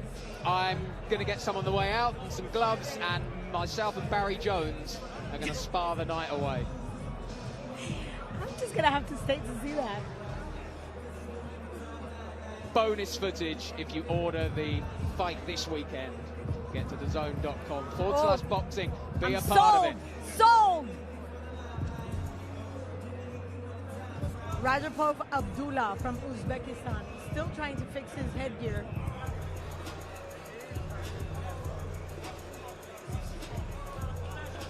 Uzbekistan have been well represented this afternoon. Cameroon has been recognized in the world of soccer, or football, actually. Boxing, we can apply the athleticism that we've seen in the national football team. Well, it was his fellow countryman, Francis Ngannou, who got things all underway in this very arena a couple of years ago. He nearly stunned Tyson Fury that night. Can Tamba Merlin get a victory for Cameroon here? He already had Abdullah in somewhat of a dangerous position, now kind of getting on his bike. Yeah. Nice, very composed Tamba Merlin. Abdullah just rocked off balance a little bit, and as you say, on his bike and on the back foot here as Tamba Merlin tries to control the tempo. Almost an impossible task with only 2 minutes to play with. Especially when you already got rocked in the first minute, then obviously you can see the hesitation. Abdullah trying to load up with a couple of those shots, but still looks a little uneasy as he eats that right hand right down the pipe from Tamba Merlin. And again, stiff, meaningful shot from the Cameroonian. He's basic 1-2 and staying right there, the guard nice and high. And starting right behind that jab, very disciplined, Tamba Merlin. Yeah, discipline the order of the day. Not too many fighters have been able to maintain that level. They've got carried away a little bit with the crowd and the adrenaline. And urgency, again, everything has to be done in a minute less. 5 victories, all of them before the final bell for Tamba Merlin. Bit of marking around the right eye of Abdullah. But how with the headgear? Just as well from the Uzbek's point of view. Took a few flush in that round, then it's a slightly staggered wander back to his corner. Look at that, he's not even sitting, he's not even like close to the corner, he's just having a nice chat with his corner. Tamba Merlin looks like he's in a completely different level. His confidence is, you can see it, it's palpable. While the fighters in our next bout are getting ready backstage, one of those is the Egyptian Abdul Khalad. He's with Barak now. That's right, I'm with the big guy, the 175-pounder. Listen, the crowd goes crazy when the big guys come out. Are you excited? Yeah, I'm ready. Because I'm the beast of the fucking Middle East. Wait for me, I'm coming. Yeah, I'm from Egypt. I have a talent. You have to watch me. Monster is coming. It's my time, baby. It's my time. Wait for me. I'm coming. I'm coming. My apologies for the language. He's excited. He's excited. But listen, this is not a normal sparring session. What's going through your head right now? I'm coming for enjoy. I'm coming for dance, not for fight. Boxing, it's not game. You have to use your mind. That's why I like boxing like Nizam Hamid, like Muhammad Ali. I don't like ba ba ba ba ba ba ba. I don't like this. I'm coming for enjoy only. I'm enjoying with boxing. I see you're very shy. You know. All right, so listen, do you know anything about your opponent you're about to fight? Or does everybody just don't know anything? It's first time for me. I think he's from Kazakhstan, but we're gonna see. We're gonna see what we're gonna do. Inshallah, you're gonna see something different, inshallah. You're gonna see something different, inshallah. A lot of big promoters, everybody's watching. Turki Alashek is not here, but he's watching. Are you a little bit nervous? Yes, I'm so nervous, but also so happy because it's my chance. It's my time. I'm still young. I'm 23. I have 14 fights, 13 by knockout. But I can't go to the world. I can't fight people. I can't fight Canelo because I have talent. I have talent. He might not need a promoter because he's promoting himself. Thank you very much, brother. Back to you guys. Well, Abdul Khalad sounds like quite a character, and we'll see him in action next. If he can sparkle in the ring like he did in his interview, he could be in for a treat. But here it's Tamba Merlin and Rajapov Abdullah going toe-to-toe in the second round of this contest. A bit untidy at times in this round. Talk about personality and charisma. We just saw that. But right here, Abdullah's trying to catch up. 2 rounds that were dominated by Tamba Merlin. Right left hand followed by the right of Tamba Merlin, who starts to put a little bit more sting into those shots. Solid end to the round for the Cameroonian. Abdullah wide-eyed again as he steps back to his corner.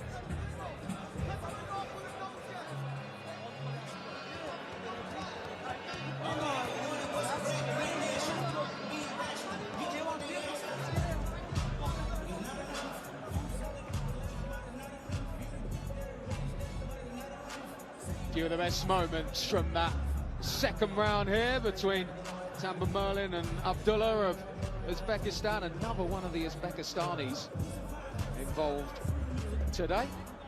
You know, I had the opportunity to speak to Joel Diaz in his stable. He has a lot of Uzbeks and Kazakhs. And I had to ask him, is there something special in the water?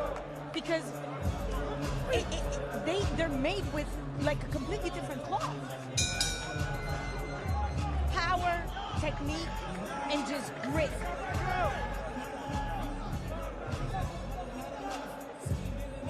Certainly proving to be a hotbed of fighters, and we've got plenty here representing that nation, as Abdullah is doing here, but on the end of a few stiff shots from Tamba Merlin, who's looked apart the Cameroonian. Again, that right hand finds a home. But that goes to show you, Tamba Merlin is not leaving anything to chance. This is not a sparring session for him. He's going full throttle, all cylinders. That block is going 100% forward. Yeah, you can see why he's never been the distance in his pro career. And again, another man who not many would have known too much about, but putting down a marker, and if he knows there's a potential card in Ghana on the way, maybe Eddie Hearn is having a look, saying, well, this could be a local African fighter we could get on that card. Beautiful 1-2. Drops Abdullah back. I like the way he adjusts his height, and he just pivots with that back leg just to put that power on that right hand.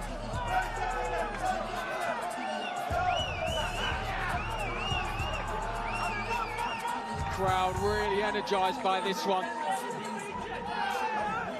couple of languid shots from Abdullah, who I think has felt the pace that the Cameroonian has set. Merlin just kind of smirks at Abdullah's effort to just keep him in the clinch. And the referee calls his attention and says, hey, no punching behind the neck. Well, Abdullah takes a chance to get in a cheeky uppercut on the bell, which hasn't impressed Tamba Merlin too much. No love lost at the end of this fight. Merlin fancies a couple of more rounds. He's going to get one more. I want to watch one more. Well, there was a signal for one more from beside me. In Brooklyn, there was precedent for that. If a fight was getting a bit tasty, they go again, but stricter rules, I think. Yeah, they're sticking to a plan. We have got a way in to get in here later.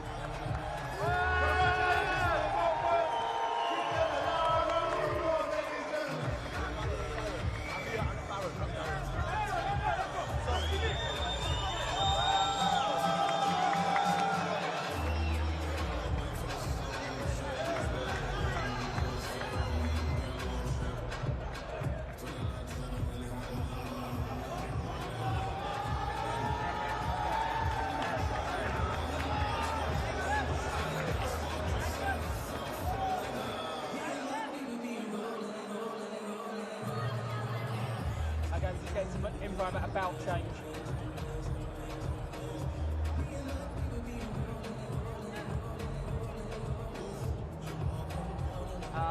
Yeah, Amir Kazram against Farron Morgan.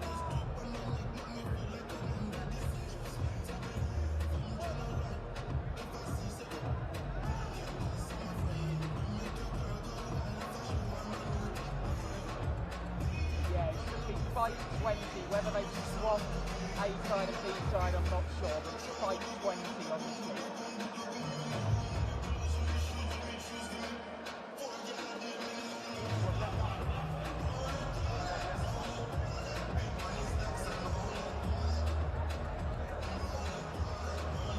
So a slight calm before the storm as we await Amir Kazram Glenham and Farron Morgan for our next bout of the night in the super middles. I think the Abdo Khalid fight against Sultan Babakanov may have just been put back, but we'll get confirmation of that shortly.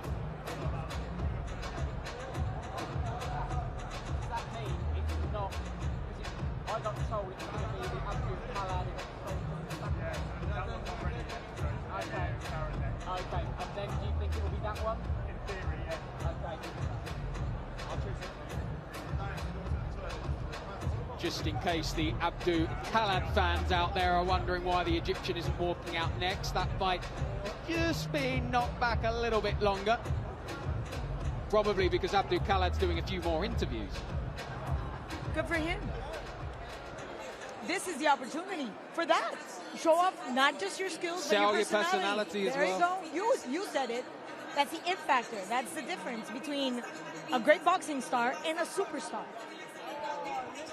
And it's why the likes of Derek Chisora, Amir Khan, the press, the media still want to chat to them ringside. Still huge characters and personalities in the game. I remember back in 2004 when Amir Khan was in the Olympics, that brilliant smile that he's always had, that was a huge selling point. And he literally had a crowd after him, you know, supporting him in a very controversial Olympics, may I just add, especially in boxing. Yeah, Amir Khan really helped put British boxing back on the map at that stage, and it's gone from strength to strength since, and it'll be a card dominated by the Brits on Saturday on DAZN, an all-British main event as Dillian White at the tail end, I think it's fair to say, of his career against the future of the division, Moses Atoma. Buy it now at DAZN.com/boxing. Welcome Amir to the ring, Amir.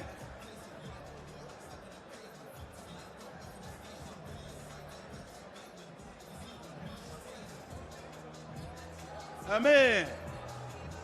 Let's welcome Amir to the ring, please. Amir.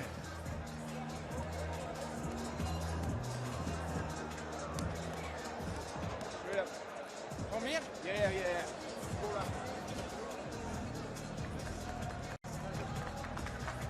Amir, welcome.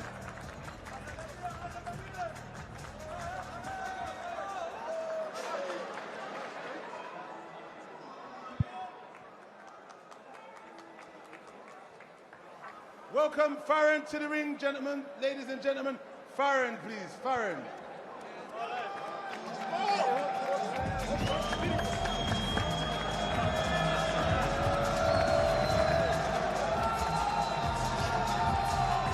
Okay. Well, Farron Morgan certainly seems popular with those ringside as he skips and dances his way across the ring, and he'll take on Amir Ghanem, a man from Iraq. Yep. There haven't been too many pro fighters from there down the years. Persian talent. His record is 3-0-1, one knockout. But as Farron walked into the room, you could hear he already has a fan base. And he hasn't even, according to our records, we don't even know where he's from. He doesn't even have a professional record.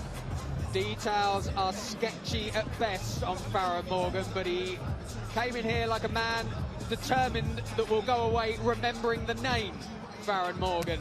He looks the part. Let's see if he can fight the part as well. Let's see if he has the goods. He already has the fan base. Again, and this is what an event like this does. Somebody that's not very well known, but is a fan favorite, that can actually, you know, bring up the crowd and the excitement. That's the kind of guy that moves on to the next round. Yeah, there's been a nice swagger about his stroll to the ring, and already a bit about it once he's got in there as well. Amir fighting usually at super middle, whereas, as we know, Farron has fought in light heavy.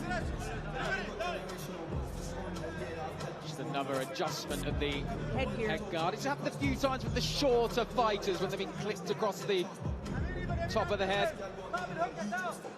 That's what happens when you have new gear. That's why we always talk about you don't share mouthpieces, you don't share cup. Well, sometimes in the Olympics you do share cups. No mouthpiece sharing no. at BoxRaw Sparring Club. But it's Ghanem eating a big one there. Just knocked off balance by Morgan, who is feeling himself a bit here. Well, if Hearn can just stay behind that jab, it's going to be an uphill battle for Americano. Just because of the reach, long reach. Look at those legs. Such a wide stance for Firearm Morgan. Very difficult to walk into that gap. Certainly looks the more accomplished of the two as we get another stoppage, a bit of tape loose on the gloves this time. Morgan. No problem with tape.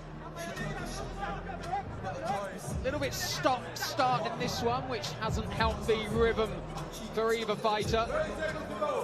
Not least Ghanem, who's just struggling a little bit here with the quality of Morgan, but tries to step on the gas now, burrowing forward into his work. Yep. A bit naughty there, though, and then digs one to the back as well. Yeah, but it was because he was spinning, too. It was an effect of the movement on Firearm Morgan. 1-2, basic 1-2. There's a lot of confidence in Firearm Morgan. Yeah, he's got a real grasp of the distance from what I've seen so far of Ghanem. He looks like a scrappy kind of fighter, but maybe not got the quality to trouble Firearm Morgan. Well, and the truth is, Amir doesn't really have much of an option but to go under the guard and make it dirty. Especially because you need to push that bigger guy and just have him feel a little bit of your power to at least intimidate him. The short men have got to make it dirty. That's why they call me Pebbles.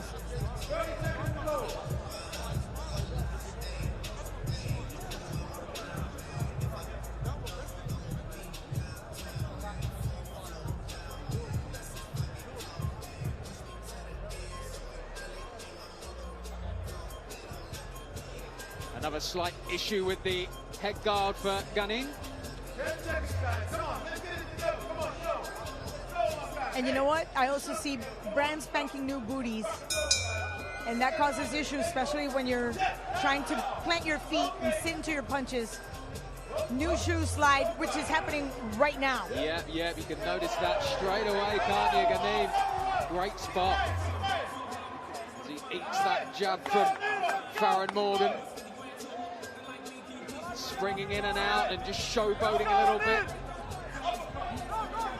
Great work from Firearm Morgan here, and I can tell you there are plenty more fighters still waiting to shine in the ring, and I think Barak's caught up with a few of them. Listen, there is no boxing without the fans. So we went to the fans right here, and the ring and the BoxRaw always want to know what are on the minds of the fans. What are you guys thinking? BoxRaw! BoxRaw! BoxRaw! BoxRaw! BoxRaw! All right, listen. Who did you come to see? What fighter? I want to see all of the fighters. I love all of the fighters. Good answer. You want to see all the fighters. Look at this right here. Get a close-up of these right here. What the heck? This guy is a fighter. What do you fight? MMA. MMA. And when was your last fight? My last fight was on May 9. I have a next fight on September 27. So what do you think about this event here? Can you get in the ring? Of course. Here you can build a champion from here. Started from here. I love it. The fans are excited. Are you excited about this event? I'm actually very excited. You know, like I love boxing, MMA, everyone. Like we have this guy. He's my student, by the way. And we love. Student? Yes, he's my student. Yeah, and we love to come watch boxing here. Very good skills, very good boxers. I love it, really. It was a very good event. I'm surrounded by a bunch of fighters right here and fans. Who else? What are you saying? Are you excited about this event? I don't understand. I'm so excited because this is my first time in Saudi Arabia as a coach. I work here as a coach, as a boxing coach in Saudi Arabia, and they invite me here that I should come and see the pro that they are coming. And I told them that we are ready to work together, and we are bringing some pro from Nigeria to come and fight them. Well, I know you're happy that you came. Once again, this is the crowd that came to see the Sparring Club. One more time. Ready? Box, raw, box, raw, box, raw. Back to you guys. Box, raw. Well, the fans in fine voice, as they have been throughout the day. They were pretty much packed in here from 11 a.m. and not many have moved. This is standalone room, and it's packed from front to back, from left to right. Men and women, family members, fans, other fighters, just checking it out. Yeah, we know how keen BoxRaw were to create a real boxing community here. It was about the people, those in the ring and those out of it, and they've certainly achieved it. And we wondered whether we'd get the same vibe as we got in Brooklyn. Well, we've had it, and more so. Yes, and you can see, you know, we were kind of sleeping on Americano from Iraq, and he's giving Farron Morgan a run for his money. He certainly upped it. He was full of beams in the break there. He was whipping up the crowd. He's got a little answer for everything that Morgan has to offer. Look at that. Yeah, he's thrown caution to the wind, doesn't he, now? I think he knows that he's not going to outclass Farron Morgan, but he might be able to out-battle him. And now he's getting a bit more confident. Well, you got to let it all lay out right now. Put it all in the barbecue. Make sure the meat is nice and cooked. There you go. Nice 1-2. And all of a sudden, Farron Morgan doesn't look as precise. No, Morgan redressing the balance with a couple of clean scoring shots there and then a cuffing right hand, but it seems as though Ghanim's he's gaining more momentum from the shots he's taking.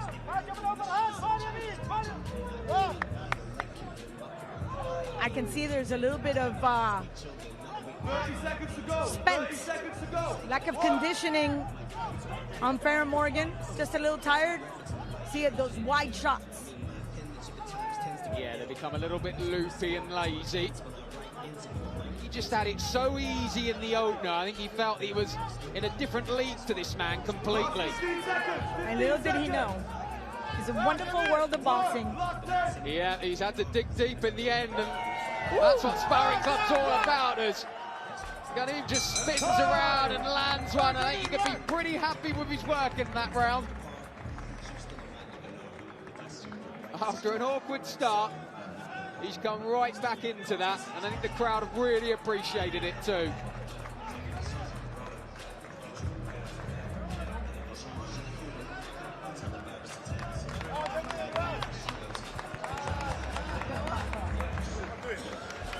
Takes the acclaim from all four corners.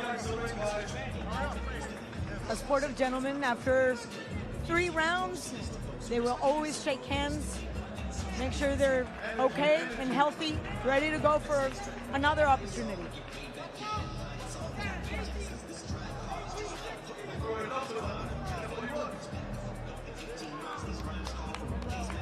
Farron Morgan was ready for one last round there, as he as well takes time out to appreciate the crowd.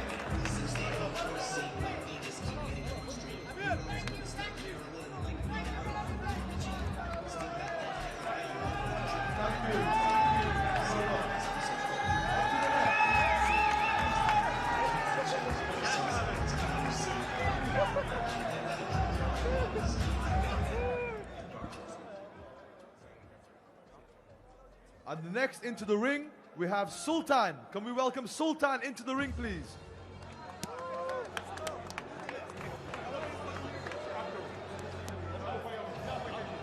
Sultan, Sultan.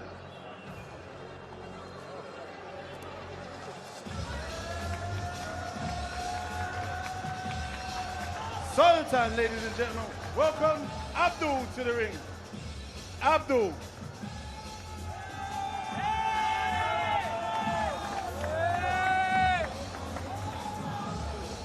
Well, plenty of atmosphere for the man stepping into the ring now, Abdul Khaled. We heard from him just moments ago with Barack Bess. He talked a good game. Now we get a chance to see if he's a bit handy inside the squared circle.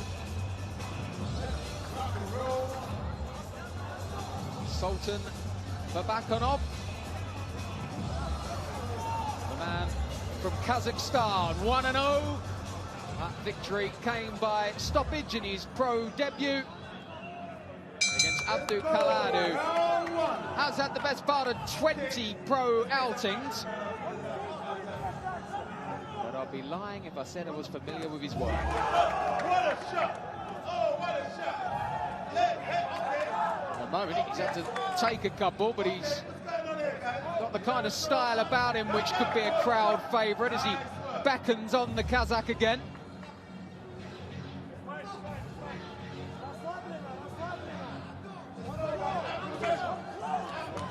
Catches another left hook as he came wandering in there, the Egyptian. Just needs to be careful. He's got a lot of confidence about him, but that could be his undoing. Yeah, we've seen things like that before, coming out of nowhere. Pumping that jab. Oh, he got knocked. He got clocked with that left. Great left hook from the Kazakh, who has landed a couple of good quality shots in the opening exchanges, and despite the fact that Abdul Khalad came strutting in here as though a man who was going to just blow his opponent away. Well, he's one of the more seasoned fighters with 20 fights, 14 victories, and 13 of those by way of knockout. And, you know, he sounded very confident when he was talking to our own Barack Best. Yeah, listening to the interview and glancing at the record, it looks like he's an all-or-nothing kind of fighter. 30 seconds to go! 30 seconds to go! That's kind of how it's panned out in this opening round. First time it's got a bit untidy as they tie up and exchange a few words on the clinch. And he's done most of his career in middleweight, super middleweight. And today, he's trying his... Well, both men got a shot in, and then Khaled wants to carry on a little bit, and it's all got a little bit nasty at the end of the round. And now the corners are in too, and it's all kicking off. And eventually, order will be restored. I'm going up against the next Mike Tyson. He didn't compare to Mike Tyson and the other fighters, and I'm just the old me. I've never been compared to Jerry Cooney. The body snatcher, Dillian Whyte.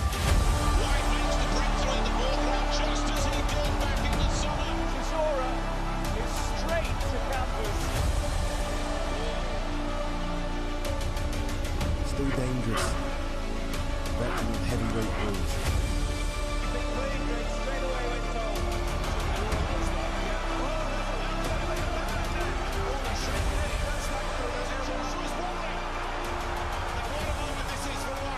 You know, I ain't got nothing to prove to no one.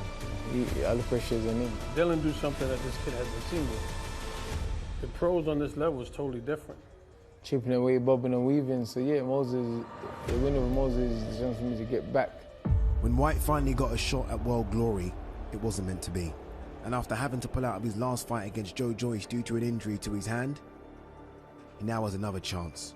A win over the hottest prospect in the division could catapult him back amongst the big hitters. Okay, bring my career back. Obviously, I've been a bit in the long grass for the last couple of years, obviously, in misfortunate situations. I've been a bit in the long grass.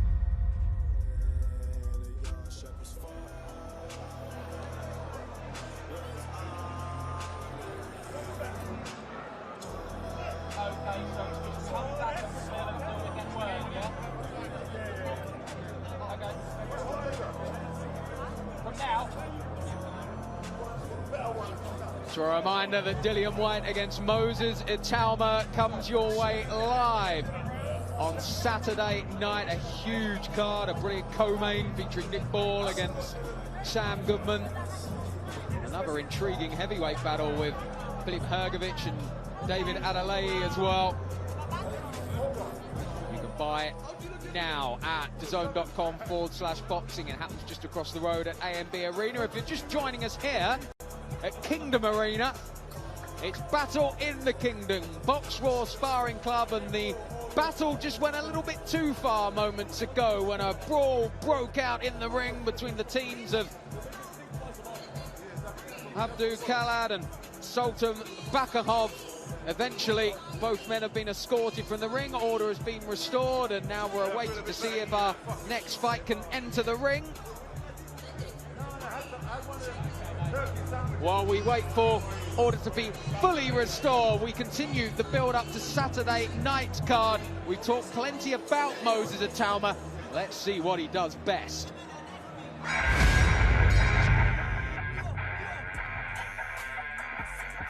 Itauma is perfect, 7 wins from 7 fights. And for obvious reasons, Richie, we're all following his career with real interest. Dropping leg. And the referee's having a look again, and he calls it off. Barclays calls a hold to it. It's another first-round stoppage for Moses Itauma. So as it always is, a big night for the Itauma family, and he has his sights set on the very top of the profession. Still 90 seconds in the round to go, and in goes the towel, down goes Buchetta. And there is the disruptive power of this exciting teenager who gets another stoppage. What a peach of a punch that first left uppercut was. Excellent delivery, the timing, the power, speed, it was all there. If you know anything about this man, you know he is wanting to create history. Oh, look at that! Speed! What a shot! Many current fighters and former champions pretty much universally agree that Moses Itauma will develop into a huge star at the top of this pugilistic tree. Oh, that's it! Fight's done! Corner in! Itauma wins in 1! And it's devastating fashion! Professional fight number 12 for the thrilling Moses Itauma. He's yet to lose anything, amateur or pro. Oh, another right hand, and there's no way the fight should continue. It is finished in the second round. Moses Itauma lights up Glasgow.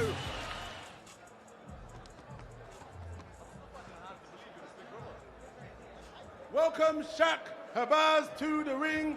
Shaq Habaz.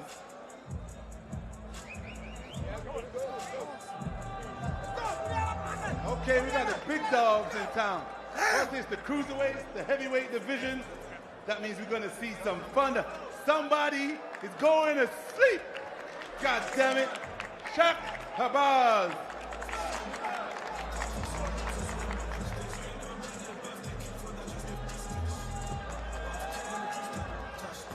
Welcome Muhammad to the ring. Muhammad. Looks like it's going to be an interesting fight. The big boys are in town. Makhmudov against Mohamed Bekdash. We believe could be our final fight of the day, but there may be a couple of fighters rustled up backstage for another bout. And if it's half as dramatic as what we've just witnessed, we're in for another treat. Makhmudov coming in here 11-0 with 9 stoppages, easy for me to say. Bekdash with a more impressive 28 victories, 24 by stoppage. Yep, and he's already competed in cruiserweight division, whereas Sakabas has done most of his 11 fights in light heavyweight. Might just spend the first couple of seconds feeling each other out. I think they've got ready pretty quickly because neither of them have got BoxRaw footwear on. I think they've just thrown on their own and got straight in there, but it's the opportunity to impress.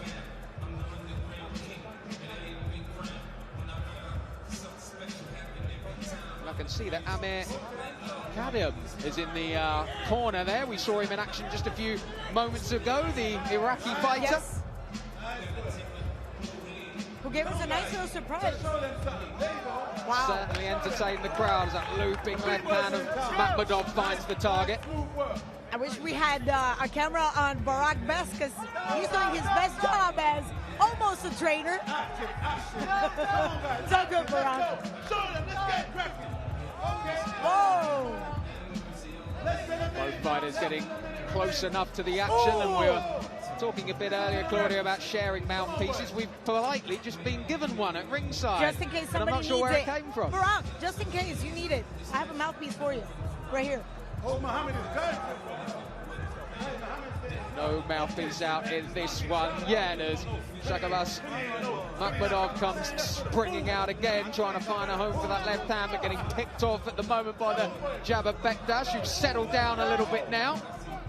But honestly, Makhmudov, with the size advantage, look at that stiff stick right in front of him. It's impossible for Bekdash to go underneath, even though he's the more veteran, but the size difference really gives Shakabas an advantage. Bekdash just keeping his opponent at arm's length in that one. First round in the book, scheduled to go 3. 2 minutes apiece. At times we've had a little bit longer than that, but it's been well merited. Yeah, the previous fight really showed us probably the kind of spirit these young men bring into the ring, the will to show off, to really leave a standing impression in everybody that's here, especially when we have promoters in first row. Yeah, a few promoters still milling around, a few managers as well, but a reminder that most of them have departed to get ready for the weigh-in for Moses Atauma against Dillian Whyte, which comes up in just a few hours' time in this very arena. In fact, as soon as we pop the microphones down, we've got to disarm the ring, get it out of here, help Mike Goodall on his way, and we'll be on with the action in the weigh-in. Here, it's Shakabas Makhmudov trying to come out firing in this second round. Hasn't quite been able to find his range, Makhmudov, at the moment, has he? No. Despite him being the taller guy. But it's Bekdash, who comes from Syria. You know, it's and again, we just saw the Iraqi fighter showing us how he can take advantage of him being in a lower stature to go underneath the guard and go for the body, and that's exactly what Bekdash is doing. Not for nothing, he's undefeated in 28 fights. Trying to use what is a seeming disadvantage to his advantage as the aforementioned Iraqi fighter whips up the crowd. Bekdash trying to stick one down to the body and just stop the movement of Makhmudov. I don't know if you had a chance at the very beginning of our broadcast. Barack and I had a chance to see Bekdash. He's got a nice footwork. We had a chance to see him dance a little bit, right? It's different in the ring, though. You know, he's not getting past that guard. He should do a couple of feints, should do a couple of double jabs, but it's hard. This guy can fight. This guy can really fight. Yeah, we've all got good footwork until we get punched in the face, and then that's the end of your Saturday night. But moreover, it's that very stiff stick right in front of him that makes it really hard for Bekdash to just be able to get into the pocket. He's telegraphing his moves too. See, he keeps throwing the back left hand and not setting anything up with any jabs at all. He's attempted to do a nice little feint, like right there. Nice feint, but he's not totally accurate. His timing is off. Well, Makhmudov certainly getting some encouragement from his corner, and it was an encouraging round as well. And it looks as like the Iraqi fighter Ghanam is a bit of a part-time coach as well.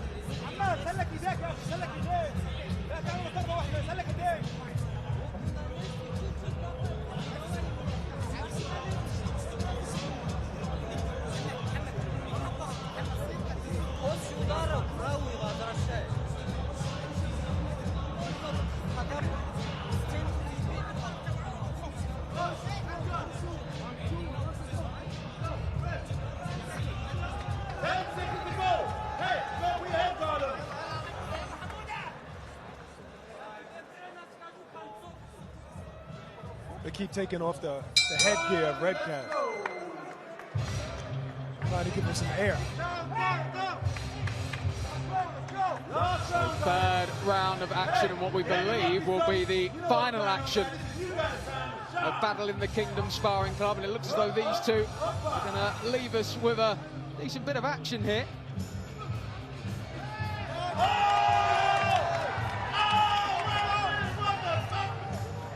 Swinging for the fences with that left. But if that's your only offense, and you keep loading up like that, you're not going to land it. You got to sneak it in. You got to hide it. Barack, but basic math. I'm shorter. I need to go underneath and throw my hand on top. There you go. Basic math. Just a bit untidy in this round. Maybe each man feeling the pace a bit.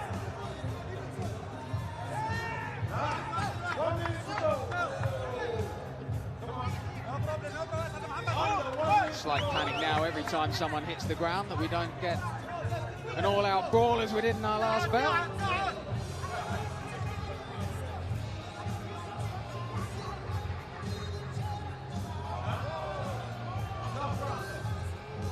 Nearly in promoter's row there. And all this action happening with Eye of the Tiger. Thank you, Chisora. Derek called it earlier today. Yeah, it was the Del Boy show for a bit earlier today.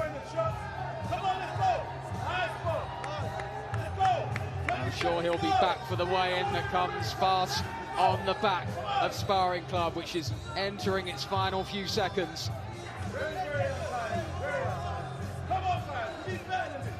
Yeah, Bektash is not taking a step back. Oh! Huge left right there. A great end to what we believe has been the last fight of Battle in the Kingdom.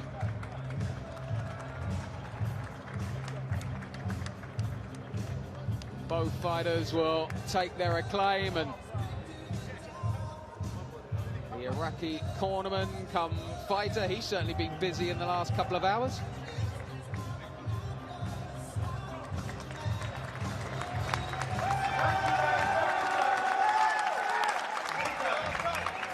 I can see you smiling, Barack. You like his footwork. Mohamed Bakdash. No. Oh, come on. I like, what's his name? Shakab? Bektash. He needs to work on a couple of things. But he got a lot of heart in there. Maybe he wasn't conditioned for this. Because this probably came out of nowhere. Of course. So maybe he wasn't conditioned for this. But I see one thing, he got his power. He just got to learn how to land it. Well, I can tell you guys, that was it. That was the last fight. No, please, yeah, no. One Battle more. in the Kingdom. BoxRaw Sparring Club is done. Barack Best, Claudia Trehouse, thank you very much for your help. This is me, Gary Barfoot, signing off for all the DAZN team. It's been a wonderful Sparring Club. Battle in the Kingdom is over. We'll see you in Vegas. From all the team, it's goodbye.